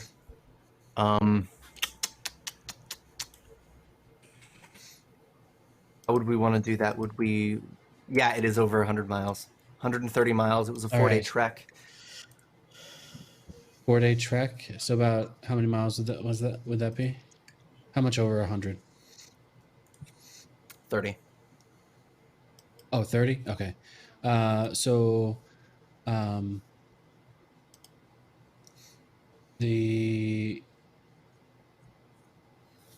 going to appear about 30 miles away then.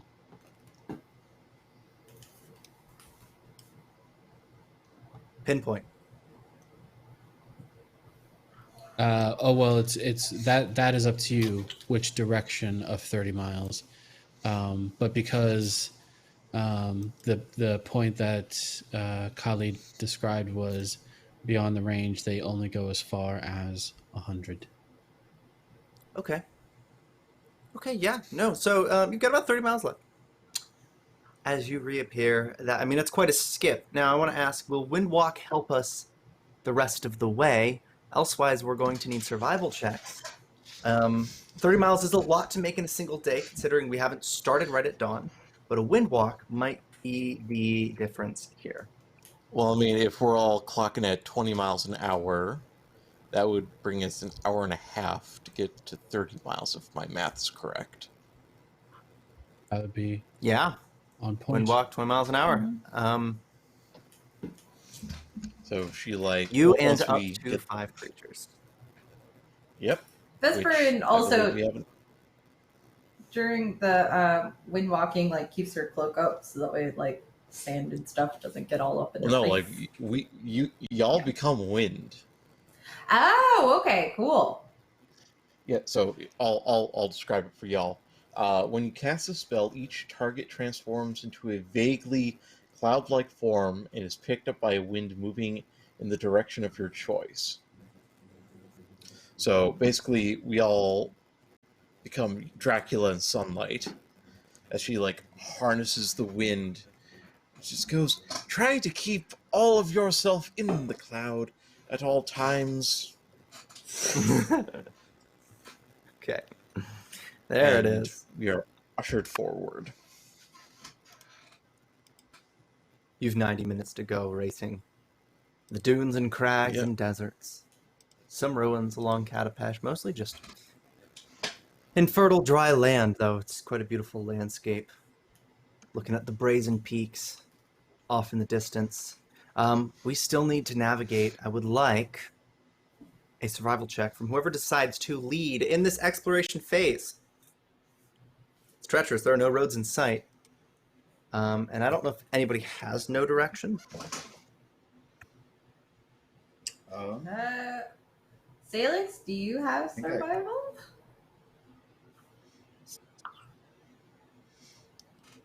It can't be Poppy with survival. I mean, Sailix I have has survival. I can roll. It's not I don't think the best survival. Yeah, mine isn't great. I mean, mine's plus 21. Mine's not Survival is great either. Yeah, I've got a Rune plus will- 4. I'm not even trained. Rune will look to his tome, which at the very lower corner has the symbol of Nethys, and out loud he'll say, all-seeing eye, grant me the sight and allow me to find where we need to go. Is casting guidance on himself to improve his survival roll. Okay. Looks like Kali's got this. Oh, no. Oh, no! No. That's not. Just be ugh. I mean, you do have That's 2 not a hero thing. points. Yeah, one is getting spent right now. That was the night is bullshit, half yo. over, spend it now. Yeah, that was bullshit, yo. And That's you're better. rolled really well. Hey! Okay. All right, a 41 on a survival check will clear us. 90 minutes flat. I mean, you're in Katapesh by lunch. What you're greeted with is a beautiful land of profiteers, congestion, markets, and madness. I don't really have the tools to describe what Katapesh is because Katapesh is a hodgepodge of anything you could make a coin off of, honestly. If you visited Vire, it's a lot like Vire, but it's 15 times the size, stacked on top of itself for another 15, and just sweltering hot. Finderplane, magnified. City of trade, but also treachery. You do well to stick together and stay grouped. You're already getting strange looks, despite the overall exotic motif of this metropolis. I want to ask, coming into town, what are our first ideas on what to do?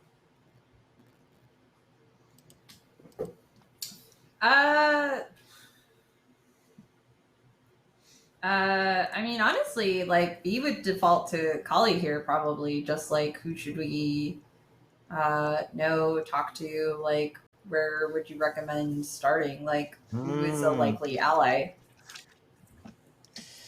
Yes. Which of the guild masters we're going to be meeting with? Yeah, eventually they'll be meeting in 34 days. Which of those would be the most, I guess, obvious target? The most friendly and open to our cause?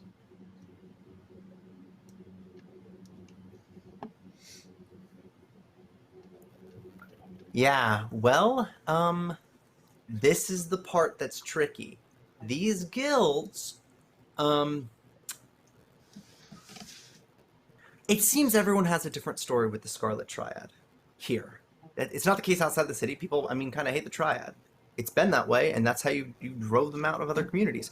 But in Katapesh, it's a bit different, because everything is different in Katapesh. There are 14 guilds. You don't truly know how any of them stand, and the worst part is there could be ones against them that would vote for them so as to protect themselves if the vote ruled in the favor of the Scarlet Triad, and they were bitter or resentful after the fact. So you might have allies that will operate against you at this time.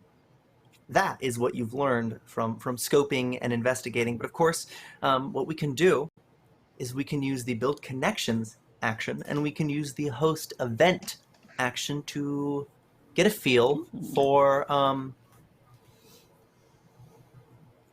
for what we need to do. I guess it depends on how people want to spend their days.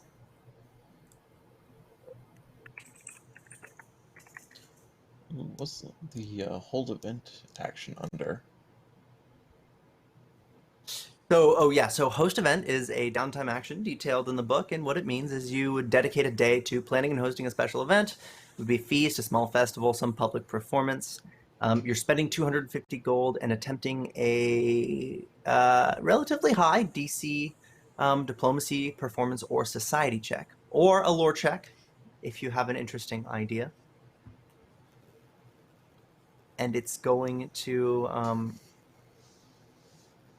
give you a gleam on who supports what, as well as help gain support from certain guilds.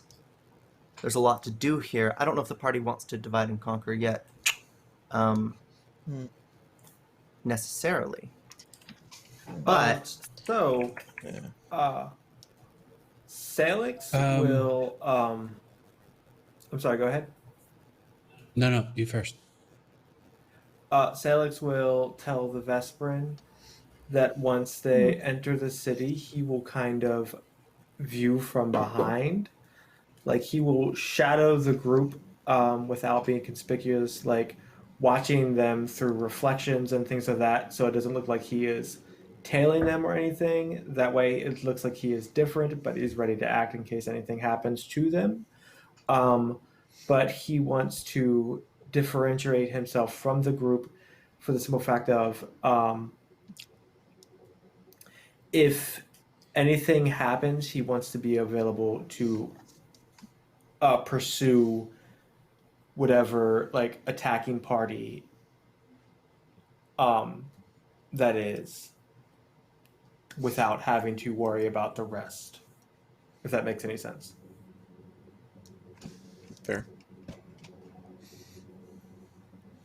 I mean, Kali's just like, you don't suppose the guildmasters would be partial to a Tianjia style tea ceremony, would you?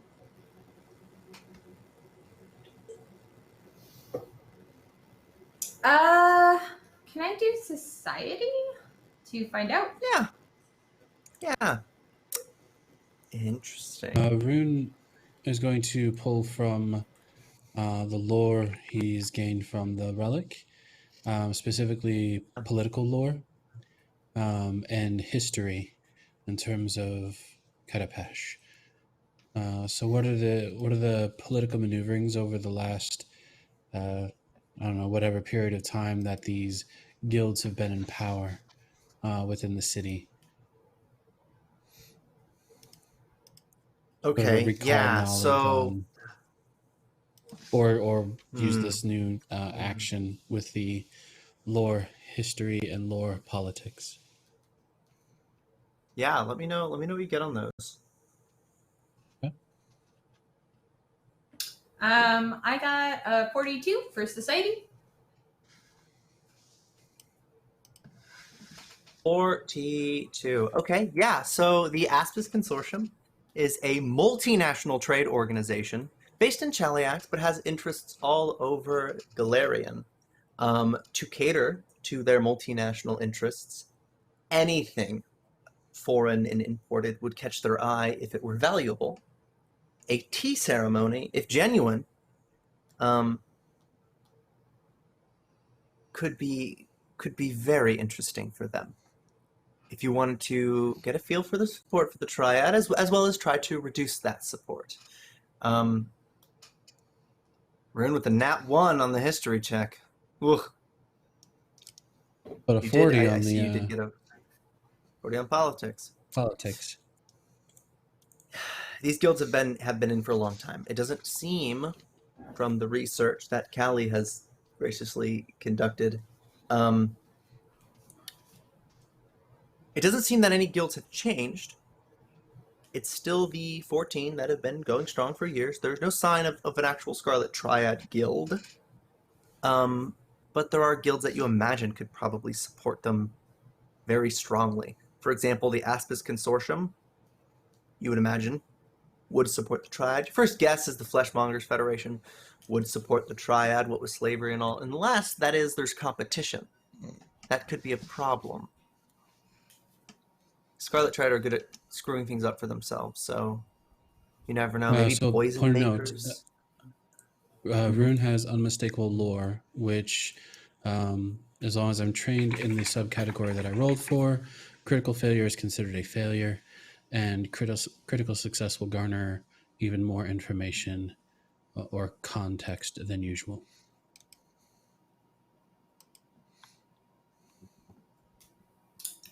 Okay. So the one was not a critical fail, yeah. but it was just a failure. Okay, that is good. Yes, Vesparin. Yeah, like with the society role, do I have an idea of if the tea ceremony thing is a good idea, or if there is a if they're a hookers and blow sort of, that's the event. Like, what is likely to get like the best results for like hosting, like what we're looking to do? What makes a splash historic, typically?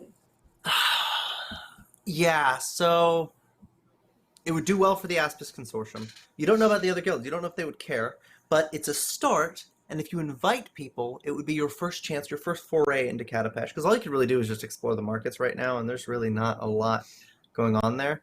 It would get your foot in the door, and it would give you an opportunity to mingle, meet people, and then more importantly, you can start making those checks to build connections during. So it would be a good party to... Okay.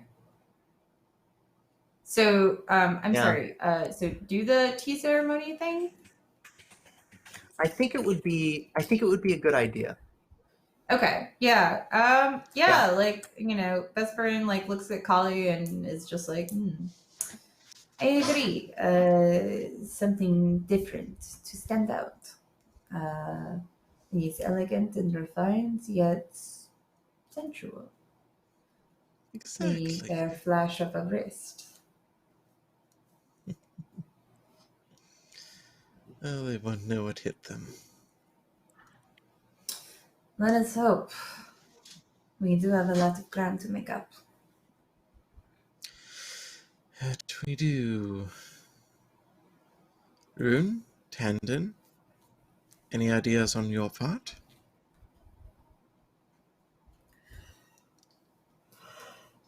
Well, there's some connections, but I think I'll need some more time to really hammer them out. Sorry, mate, my head is pounding. I wasn't listening to a single word you just said off.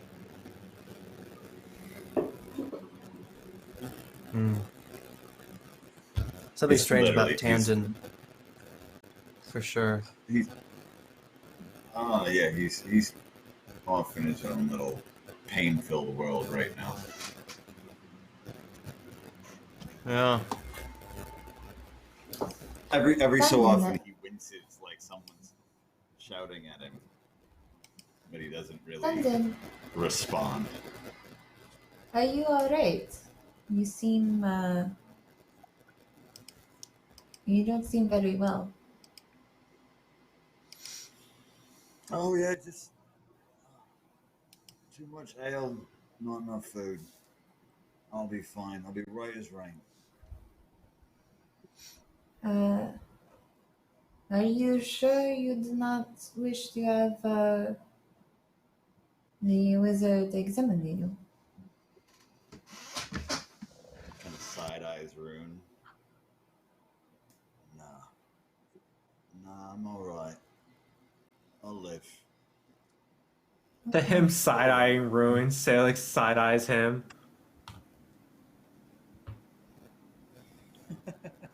Who the hell does he think he is? I side-eye wizards in this town.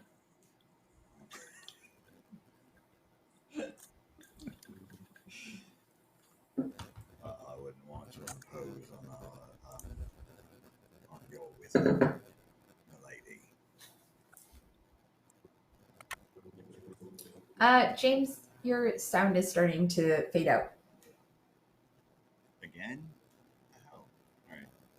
It's getting lower and lower as we go. Yeah. I will ask, yes, about some of that planning that we've managed to conduct on the first day here in Katapesh. Nobody really knows our names. They don't know why we're here. The city is pretty disregarding of you, and that's the opportune moment to make moves before people can let rumors get in the way. This would be again any relevant check. Yeah. I do have the connections feat. So I'm wondering if, between Kali and my business, if we have any, if I've been in communication with anybody, like any sort of trade partners or anything in the city, already that can weigh things, or at least give us information about the people we're looking to influence. Yeah. So we'll do a build connections. Host event and build connections both take one worth of actions. So if you do build connections while Kali does host event, Yes. what you glean could help Kali in this event. Awesome. Crafting, diplomacy, performance, or a lore check. All right.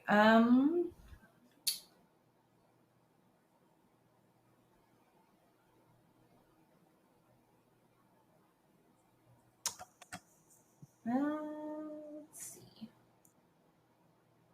Let's try. So crafting, diplomacy, or lore? Yep. Okay. Actually, let's do, because I have underworld lore.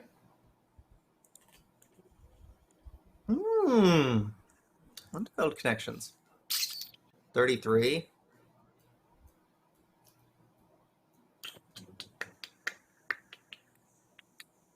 Good hero point if you want.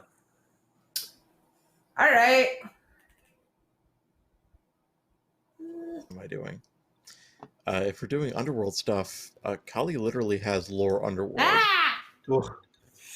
Yeah, I do too. I mean, you got All two. right. Let's do it. Fuck it. Let's do it. Really? God damn it! Ah! The worst. Oh The no. worst. Oh. That's so It never bad. gets better. It only gets worse. Oh God. The question is, That's so- Kali, do you step in to try to aid here at the cost of disrupting your work in planning this event, or do you host the event without the proper information about who you should invite, who you shouldn't invite, names to keep in mind, just opening it up and see who comes in? Boy, that's a tough call. You know what? I think she trusts the Vesparin to get done what needs to get done. That's a So Of I course. think You would. One would. so. I think she'll just go ahead with the party.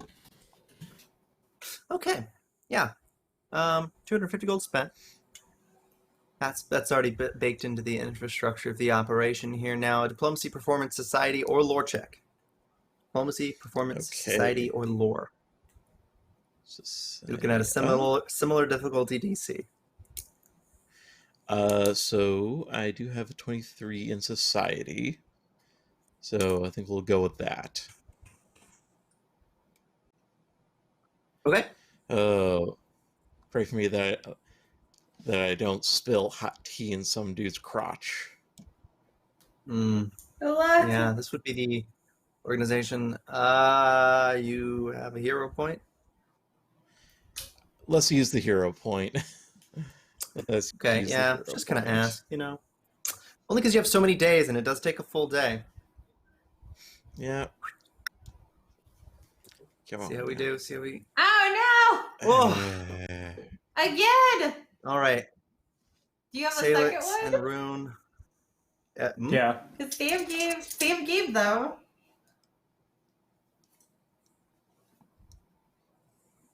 Could do it if you're feeling like gambling. Do it. A second time? Yeah, because Sam gave you one. What? Okay. Yeah. Sam Scribbling Dribble in the chat gave everybody in the game a hero point, or so that gives everybody Okay. Okay. Blessed. Boom shakalaka laka boom shakalaka laka boom. Well, at least it's over 30. Yeah, it's over 30. I can live with that. Man. Okay. I'm These going to let you in rolls. on this because it's the first time we're doing it. Typically, you would know this ahead of the roll. You've missed the DC by 4. Here's the arrangement, though. For every 250 gold you spend on an event, you gain a +1 cumulative bonus on your attempt. That means you are strictly 1,000 gold away from making this event a hit, a success. And if you have the connections feat, it would be a critical success. Can I? But that's help expensive, and it's. I mean, With y'all got 1,000 the- gold. Callie doesn't. 1,000 gold's pretty hard. 1,000 gold is a lot to cut. But with the connections feat, which I would allow Jen's connections feat to work, a success would be a critical success on this event rather Yeah. than a failure with no effect. All right. I don't think I spent money, or at least I don't think I spent a lot of money from the last big thing we did. So I am fine doing that. Oh, okay. 1,000 out of the yep. Because I mean, you have it. You have it 2 times over. Yeah. And I also All right. have various earn income stuff, so You've arranged this at great cost to you, understanding how limited Yeah. the time is. yeah. Mhm. An And with it, this investment. With it, the event will be fantastic. The hurdles you ran into were about cost. Suddenly, there are no more. Callie, you have friends in high places. And when this event is arranged, it will go quite well. What I do want to ask, though, Rune, Sailix, and Tandon, how do you spend this first day?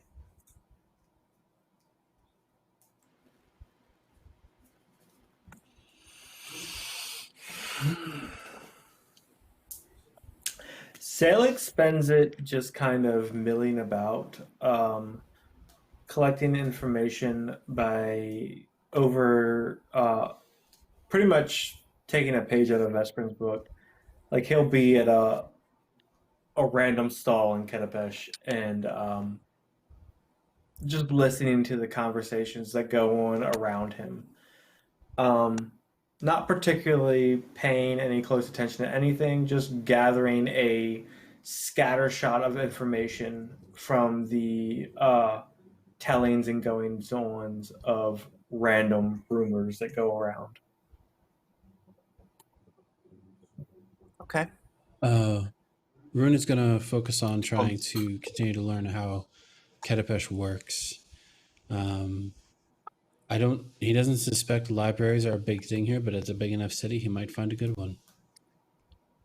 But yes, between talking to people, because he's a pretty charismatic guy, it's just talking to people, some diplomacy, some deception if necessary, and some good old-fashioned bookworming.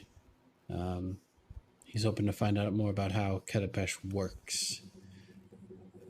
Yeah. Can you guys hear me? Yeah. Okay. Tandon is going to try and buddy up to Sailix, actually. So as Sailix is at the stalls and whatnot in the market, he's right there next to him, using his good looks and charisma to try and smooth over anything that Sailix might rough up.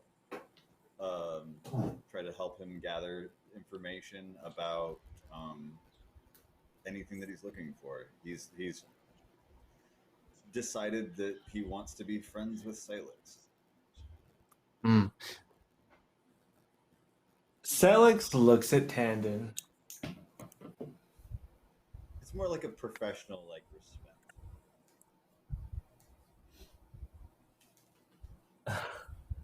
All right, hold on. He's actually behaving himself.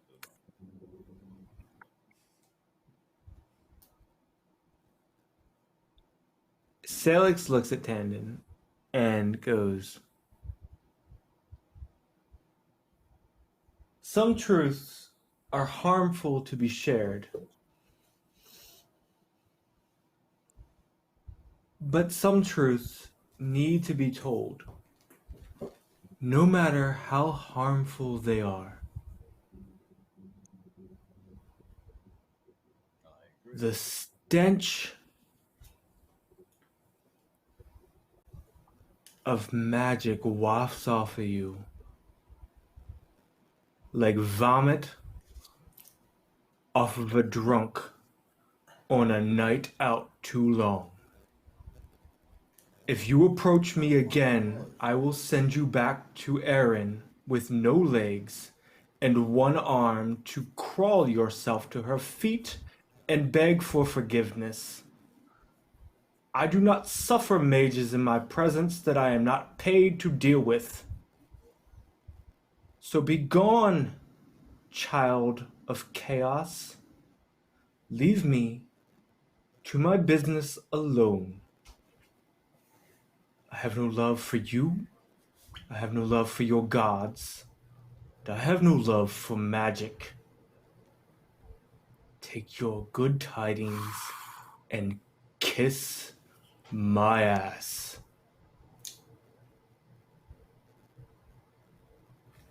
Well, And Sailix will that was waft away. simply and eloquently put. All right. Well, Tandon does not listen and continues to follow Sailix. That's fine. He does, however, can he keep cast up when? prestidigitation so that he smells like roses rather than stinks of magic. Can he keep up while Sailix blinks away? Whew. So it's weird. Getting away from somebody would be like stealth versus survival. You're being tracked through an urban environment and you're slinking off. If you want to make a stealth check to try to get out from that, pesky your little brother that is on Sailix. I cast discern location to find Sailix and know exactly where he is all the time. Side question here. Mm-hmm. And I just like a killer in a horror movie. As he blinks and runs away, I'm just walking ever so slowly towards him. Are we doing Pathfinder It Follows right now?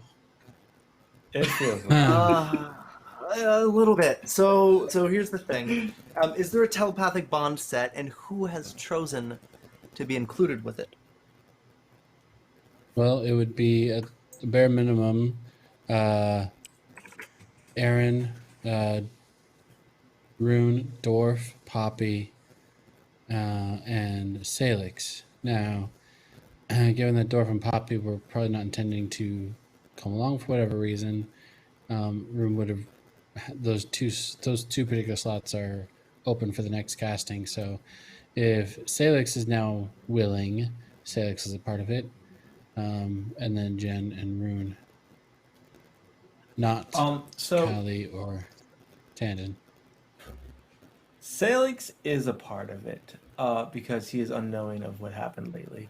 But I think it's important to tell you what you hear, as Sailix can't filter it out. There is a inane, high-pitched noise that just always goes on to the back of his head. Like, he can't stop it. You don't know what it is. It's just this high-pitched noise that you always hear going on all the time, no matter what you try.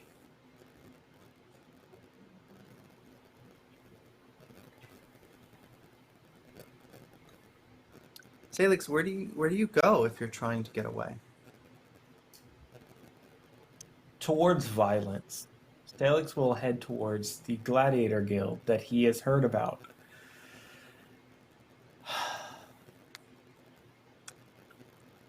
How long does it take me to catch up to it? Well, it's not. So, question: are you flying into this Gladiator Guild, or are you paying admission to take a seat?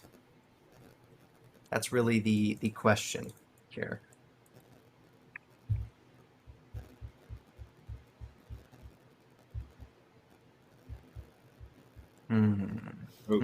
Unless. No, so. Oh, me? I'm I'm sorry. I thought you were talking to Tan. Mm.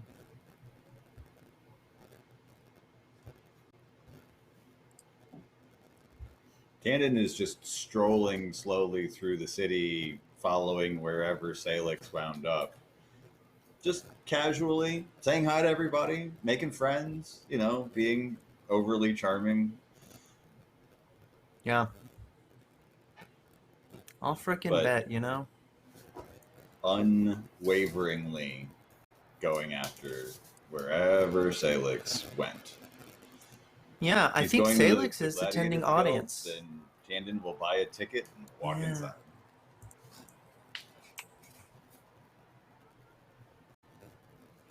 Sailix, this violence that you crave, my question for you is, are you trying to make your way into the pit of this arena?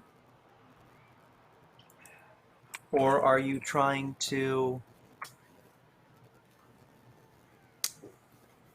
I don't know, what are you trying to do? You're trying to watch the violence? You're trying to get in on it? So right now, I guess Salix will watch it. So the thing about this is, Salix hasn't hidden his identity at all. He hasn't tried to remain anonymous or anything else like that.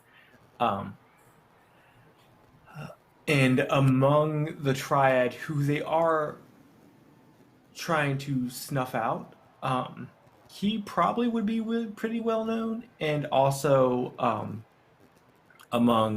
since this is the city of trade, he has had dealings with a lot of traders from Kaoling, and he has also had a lot of dealings with traders just from being at the Citadel, and also, slavers. This is a slaver city. He has disrupted a lot of trade. And yeah, he has a lot of reputation to reside on. But he's watching as of now. Okay. Yeah. Well, strangely enough, historically, a gladiator's arena would be where you see sport and spectacle. Gladiators were insured, they were healthy, they were protected. Your good fighters weren't just sent out there to die. Slaves, commoners, peasants, animals, that's a different story. What you see here, though, is a fight between two gladiators to the death. It ends. One woman eviscerates the other. Blood flies. The sand's coated in that clumpy crimson wetness. The crowd, they go absolutely wild. An announcer projects as best he can. Well, it looks like we're short on raw talent. Lucky for you fine folks. Every toil day and Sunday, we present contestants for qualification. We will have another show within the candle mark. Until then, if you wish to test your wit and might, try out for the arena. And they move as peasants come carting away biomass and resetting the arena with new obstacles, hazards, and some spare weapons. Just for fun. Tandon, you've arrived. You can spot Sailix across the Colosseum. This thing would sit 10,000 people quite easily. This place is massive. Question.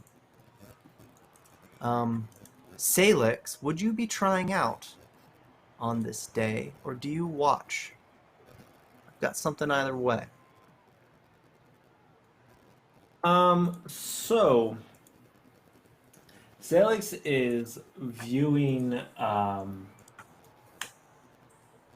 down in the Colosseum as of now, and he's kind of waiting to hear if because he stated in the telepathic bond between Rune and Eriyn that he intends to fight. he can't shake Tandon, and he does not want to be around him. So he intends to throw his hat in the ring. And if anybody doesn't object outwardly, he will join into the fray. Vesparin basically is like, I don't trust, I don't trust his motives. I think he might be connected to an old foe that we fought from the Plane of Shadow, who had,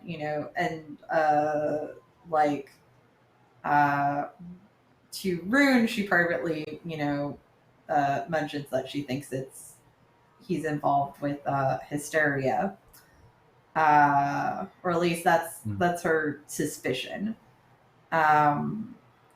So basically, like, she's just like, stay visible until we can find you, because like her brain is just going again to like the hysteria shit. Right. Yeah. Is there anything from Rune? From Rune?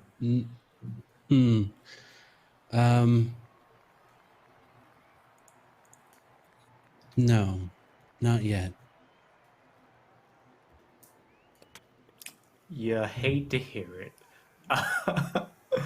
So Sailix will go and join the fight.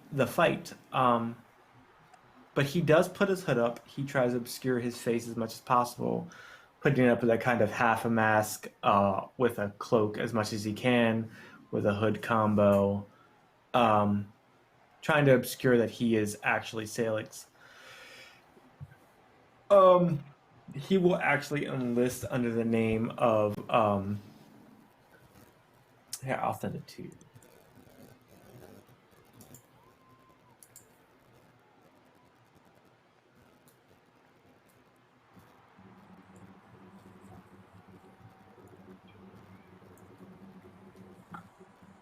Where's Tandon? You know Tandon from is over the in telepathic the, bond that he's in the Colosseum. Yeah, he's like standing in the entryway, like watching all of this and listening to this speech about, oh, if anybody wants to play. So, Rune, completely nonchalant. Tandon, have you heard of hysteria? Is that like in my head? Nope. Is he standing like right next to me? Yeah.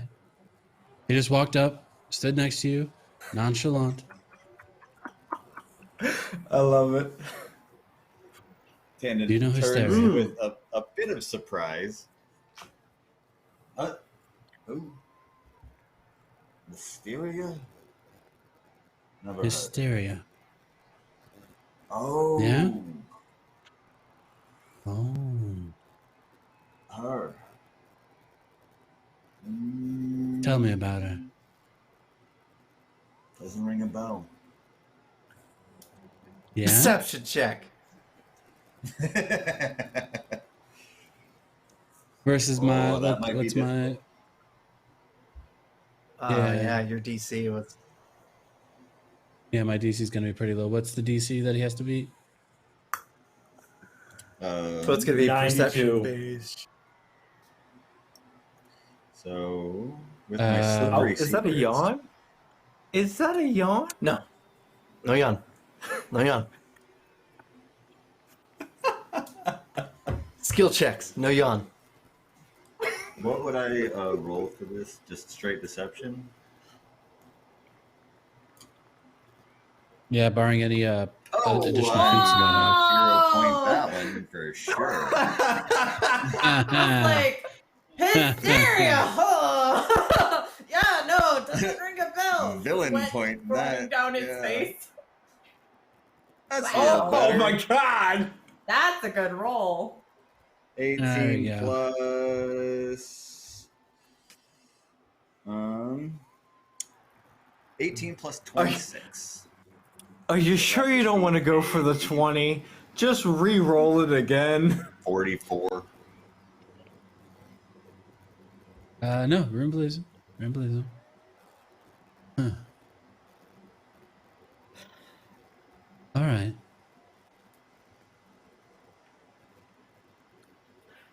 You're at the arena. Good both to of know. you. Augie. What'd you say? Ian? What was that, Ian? You're both at the arena. Oh, currently? that was- Is that correct? That was Daniel. Yeah. Denver? Okay. I think that Tamlin has somehow acquired popcorn. Or whatever the local snack is. He's just munching. Yeah. Mm-hmm.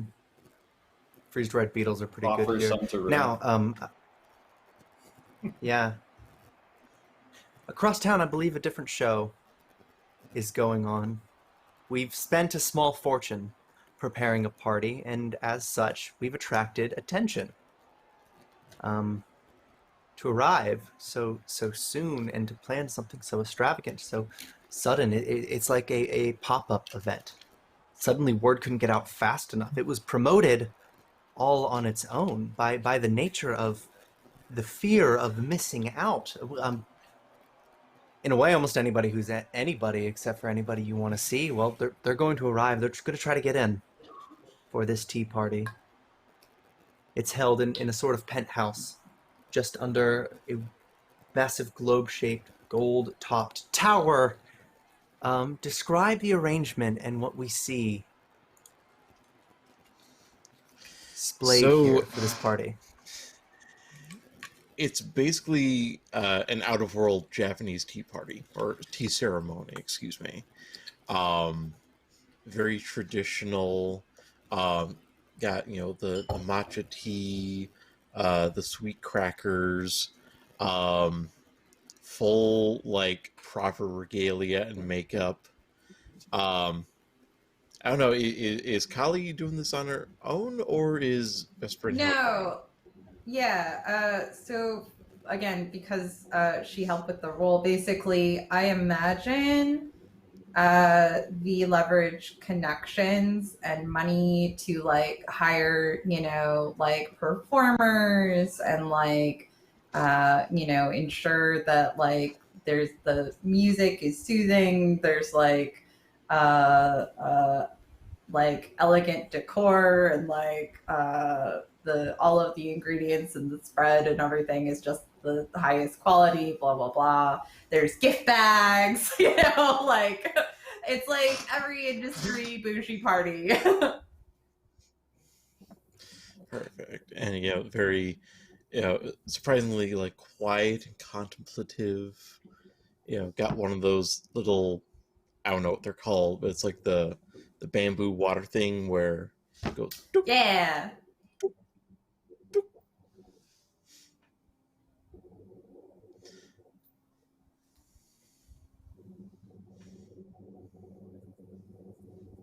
Fantastic. Do you have any magical spells you wish to cast here? Many high-profile people are coming in, and one thing you'll learn later in the night is that the Aspis Consortium has quite a lot of support for this Scarlet Triad, as it were. Really enough, I actually think I have something for this. Okay. Ooh, this is going to be perfect. She's going to And what did you say they were called again? Hold on, Real fast, duration. Ian? Oh, The Aspis Consortium. Aspis Consortium. She's going to cast Hallucinatory Terrain. So she's basically going to make it, and I apologize for the terminology, the most anime bullshit tea ceremony you've ever seen. There's sakura petals coming from absolutely nowhere. There's little bonsai trees coming out of the corners. Ooh. A moving night sky. Yes, exactly. And floating lanterns periodically. exactly just, you know, bring everything up to 11. What? So you said the Aspis Consortium is supportive of the Triad. Yeah, they seem to have a lot of support for them. And what do they do? They're profiteers. They're entrepreneurs, opportunistic, trade collective. They dabble in every export and investment. They're the kind of person that does what the Unforgotten probably could do if they wanted, and what the Unforgotten would never want them to know that the Unforgotten does, essentially. They're morally bankrupt, but otherwise doing very well financially. Hey, I mean, you know, like, that sounds like, well, so like, is it a thing of like, they're deeply invested in the slave trade then, or is that mostly is it mostly just, you know, trade goods? Yeah, they don't. They haven't cornered the market. They didn't get a foothold, so it's not a huge part of what they do. They'll invest in the infrastructure around such matters, but they're not slavers, no.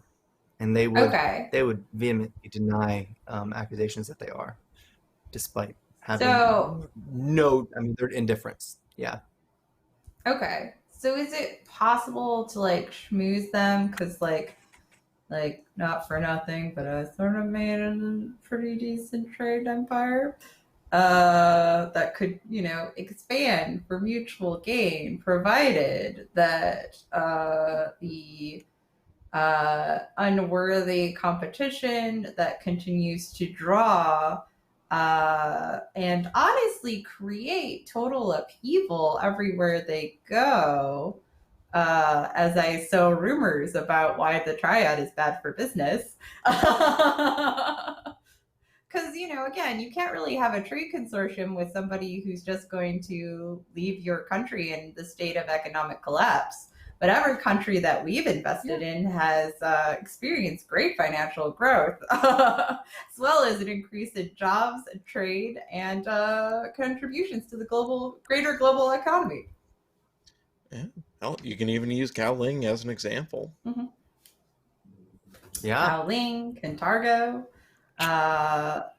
What was the Akuji place? You know, we've recently started doing work with the dwarves. Yeah, this will all play into what you need to do to schmooze the Aspis Consortium. Cool. In addition, Fleshmongers Federation is there, as well as some members of the Jewelers Guild.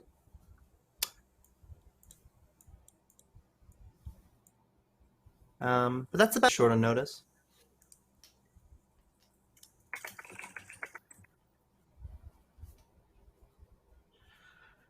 Yeah, you should have very, very little issue succeeding at this. And if it weren't for you two cooperating and working together to see to it that this this event would work, we would have a very bad time. Connections Feed has given you a critical success. Your bonus from both of these events will work towards future events should you perform them tomorrow and the next day, which is good because we're coming about a month this work. But I want to take it back to the arena. The crowd is quieter now that they're, well, honestly, they're waiting between fights. Tryouts.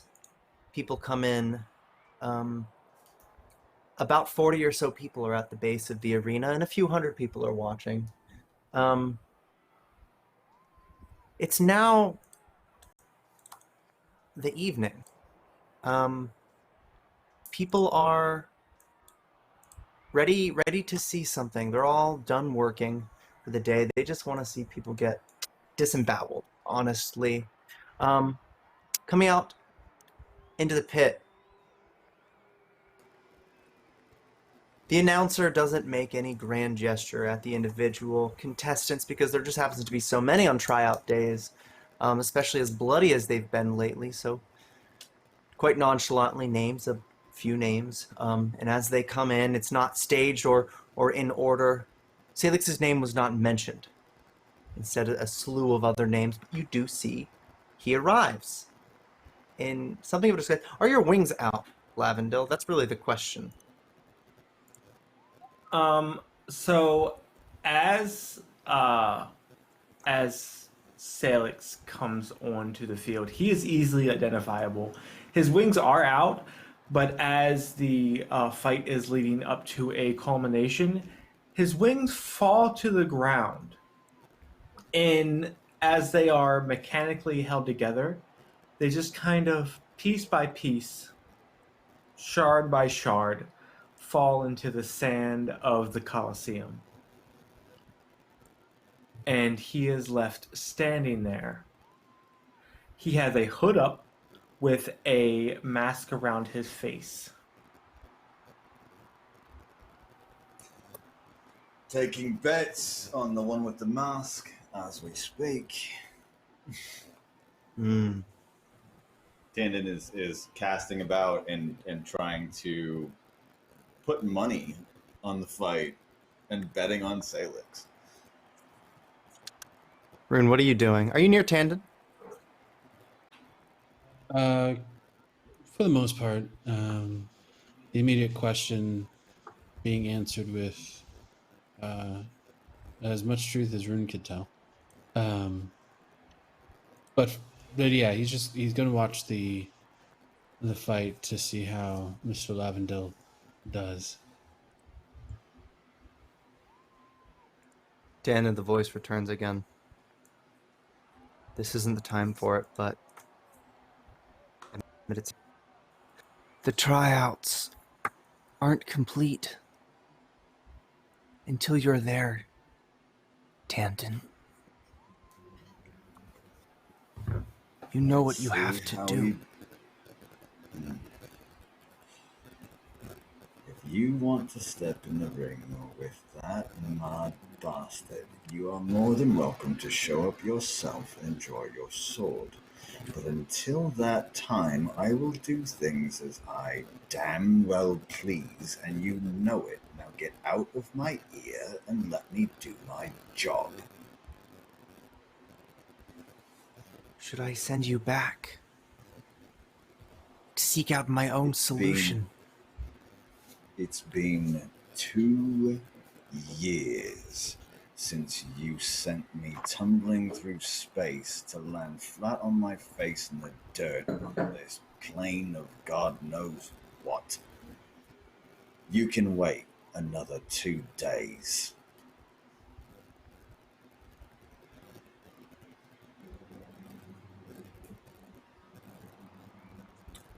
Kit This gloves, is opportune. my old No, friend. you're not Kit listening. gloves.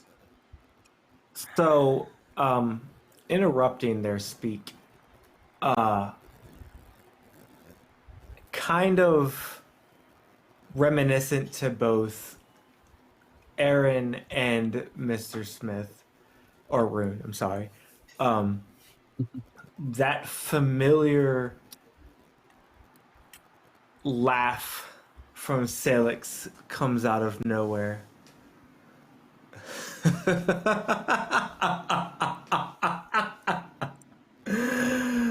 Oh, this will be fun. For he kicks up a scythe out of the sand and holds it in an underhanded grip behind him. I am a god killer. And What you, did just say? all of you, every one of you, hold no chance. I'll give you 1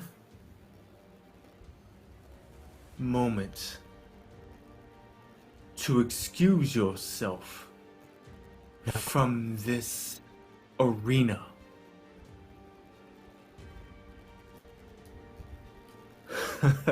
I'm sending a sane them in. Is he Continue. saying that loud Say enough less. for anybody else to hear? He is. You hear it. You hear it. Crowd is silent. A sane man would do no such thing. He raises the scythe. But I am neither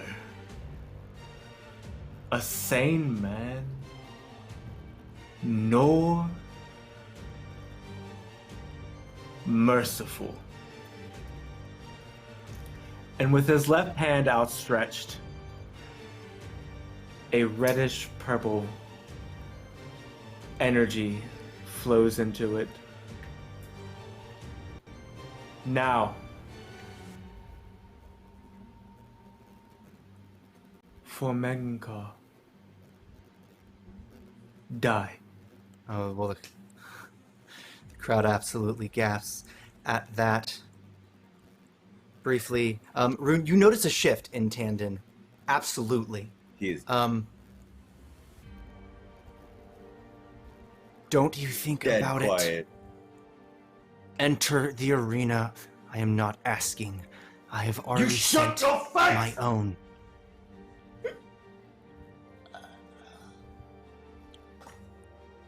Moving Turns out. to Rune, and he says, Yeah, go ahead. Did your friend just name himself the God Killer?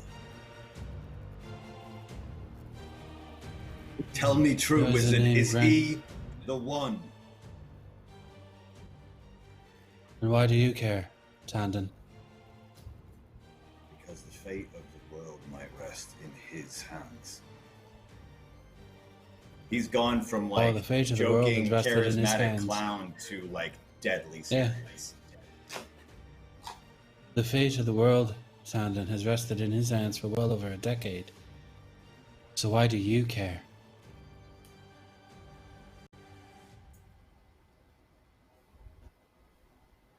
Tandon doesn't answer. He just 1, stares 2, 3, at Sailix. 4 creatures covered in sick blades, chains, spikes, and barbs. Lifeless eyes, glowing metallic constructs enter. It's not immediately clear who brought these, who they belong to, but the interesting thing about a crowd is they tend to just drown out the sound of anything really going wrong. Tandon, you know Dr. Lakogel has sent these to deal with the obvious possessor of, well, the asset. But I want to ask the people that are closest first. Rune, Tandon, you know Sailix might be in some danger for what he had said. Rune, it's obvious in whose side you danger. take if things are going awry. But Tandon, are you entering the arena? Tandon reaches up to a pin on his collar and pulls what appears to be a small green grasshopper made out of precious stones, maybe emerald, and crushes it in his hand. And when he does, he leaps 50 feet into the middle of the arena and lands right behind Sailix. And then turns back to back with Sailix. Like he's gonna watch his back and protect him.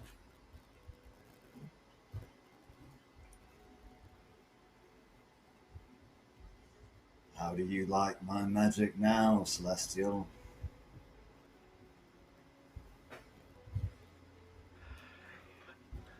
Alex just kind of barely looking over his shoulder,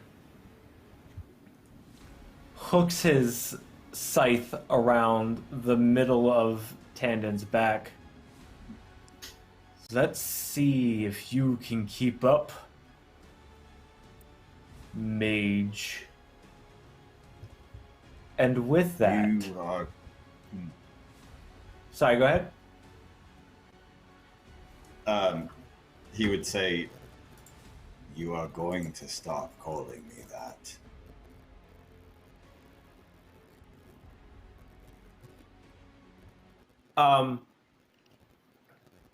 So as Tandon kind of finished speaking, Sailix takes the scythe in an underhanded grip and with his left hand presses his other hand over top of it, and it kind of reverse grip and flings him forward towards the first set of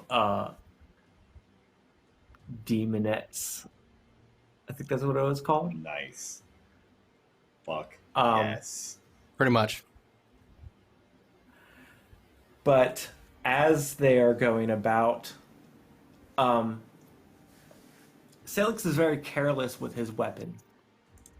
He runs up, trying to close the distance between Tandon and himself, and as he comes down with an overhead scythe on one person, he's not carrying. It's very clear to like Rune and the other people who are watching. He's not caring about life lost in this arena. The scythe goes right down through somebody's brain and are slid to the side. And as they're slid to the side, he pulls out a short sword and rolls underneath of a strike, coming up in a spiraling slash. He cuts down two people, and upon coming down, he picks up a maul and twirls around, and it's as if he's in a weird dance to an unseen song that no one can hear. But as he crushes one opponent or slices them in half or pierces their head or picks out a dagger or something of the other, he's rolling through everybody in the arena and picking up the weapon they held and using it on the next person.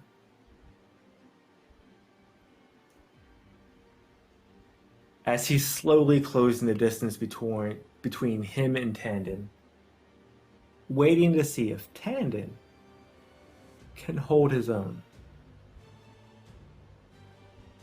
That remains to be seen, because as you clear these commoners, these contestants, those with the heart to even approach you rather than flee, it's quite clear who the battle is for.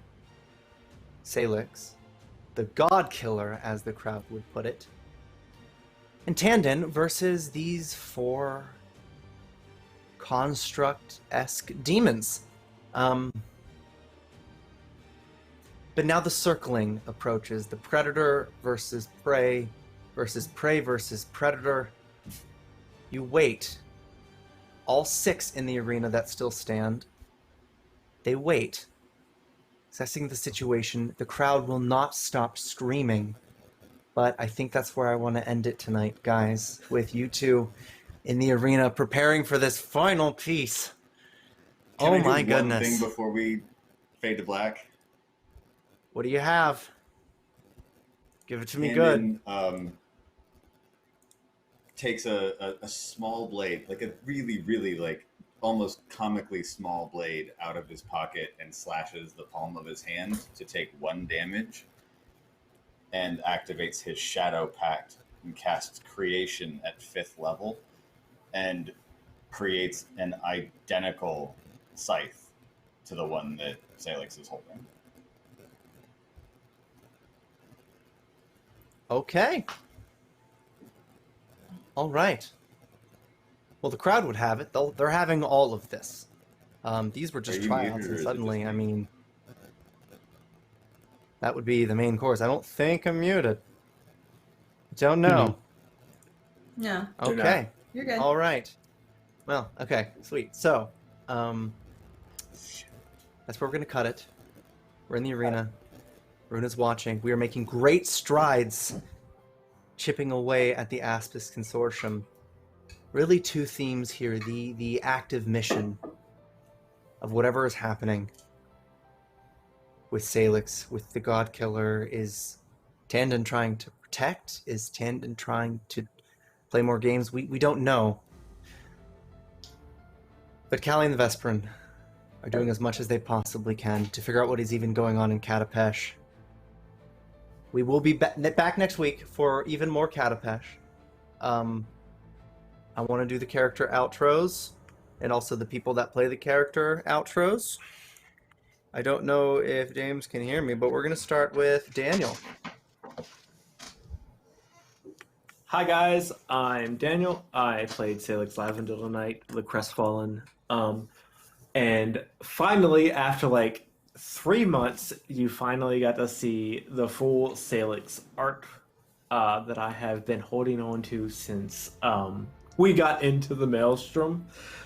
It was great.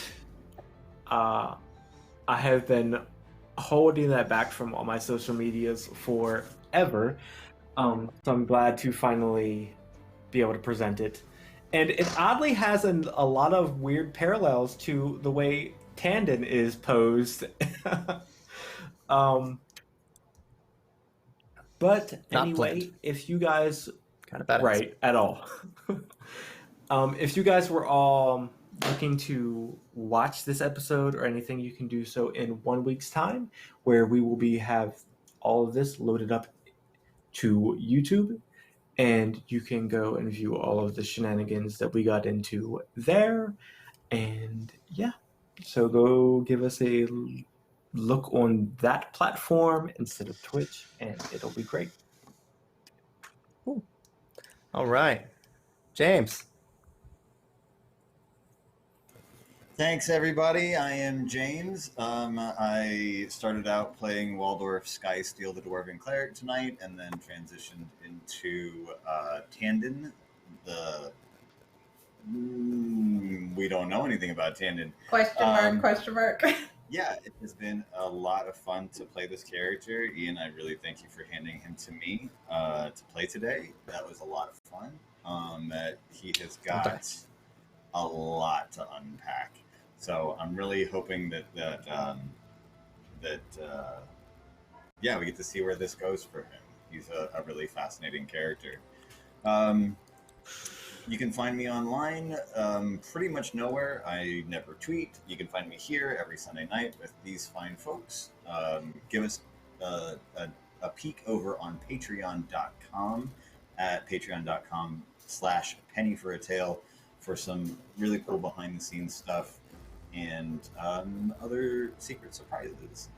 Yeah, I'm actually getting ready to go and subscribe myself. So, yeah. Flex on all of us. Jen. Hi, I'm Jen. I go by Savage Bear on the internet. Please, give me all the follows and likes and stuff.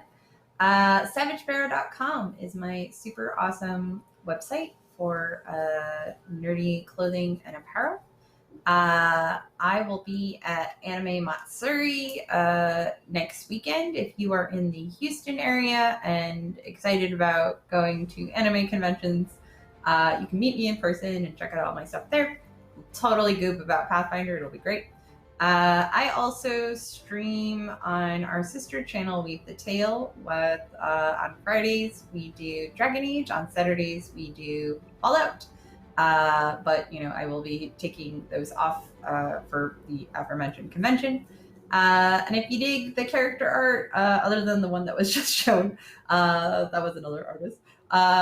My art can be followed at patreon.com/SavageBarrow. Thank you guys so much. Ooh.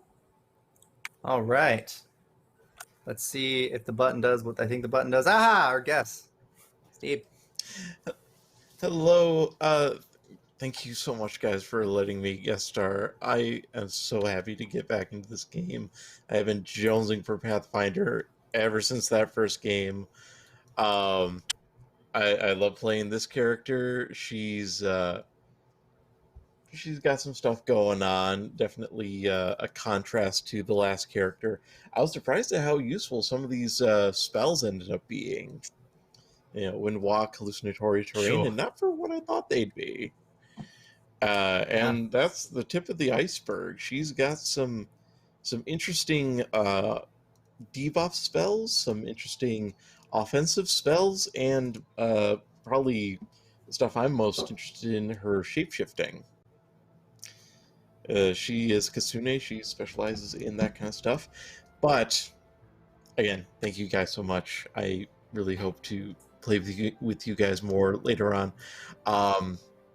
As for me myself, I'm on Twitter under Steve Schwa91, where I mostly talk about aquatic biology because I am that much of a naturalist and a nerd, as well as tabletop RPGs, and just kind of whatever is on my mind at the moment. Thank you guys so much for watching. All right. Last but not least, our resident Ravenswood. Hello, I'm Mr. Smith. You can find me on the interwebs at Mr_Smith on the Twitters. That's probably the best place to hunt me down. Really hope you enjoyed this little show. If you did, definitely give us a bit of a like and a follow. If you are so inclined, give us a subscribe. If you did like this, please do us all a big favor and let people know. Share the magic that we've been of role-playing that we've been doing on this channel. Hopefully we'll get some more fresh eyes on here and grow far and wide. I specifically did not give an action for Rune during the fight or the arena. However, I have thoughts in mind for what to do should Tandon lay a finger on my angel.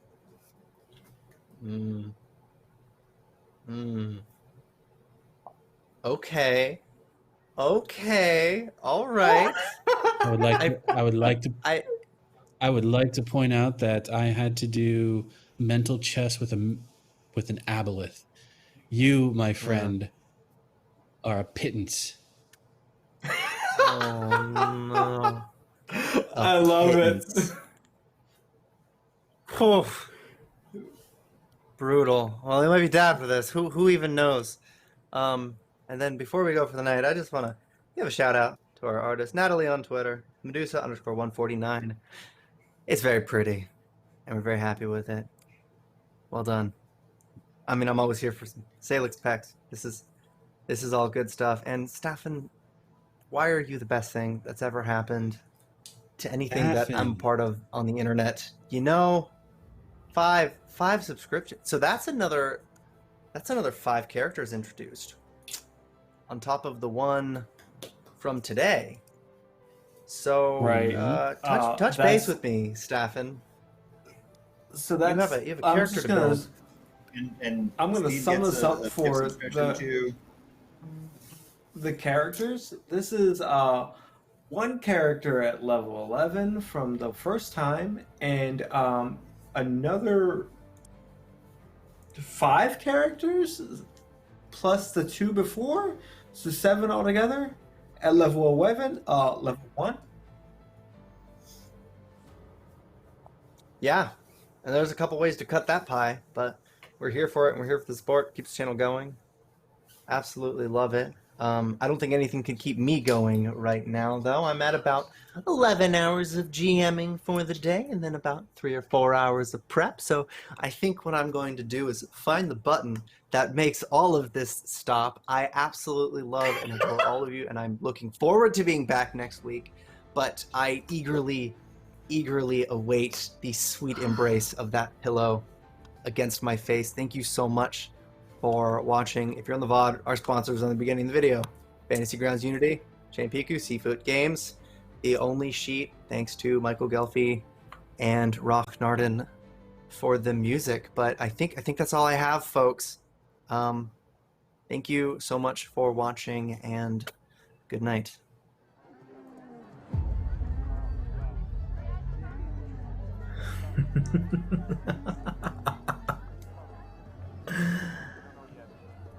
The jungle Kintargo, Kovlar. Everywhere the Triad has popped up, they have fallen. They won't win. You're right. They'll never win. We've given them no quarter, forced them back into hiding at each turn, back into their holes.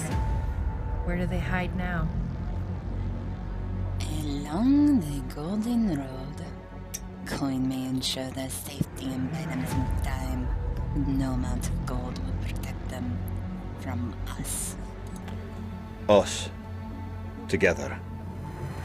Beating death, breaking curses, and always finding our way. We'll find them. And then they'll know it's over. So run when all you like. There is no fortress, no keep that will protect you, no army or force that will stop us. No matter how long it takes, we will find you, and we will destroy you. We are the Unforgotten. We are eternal.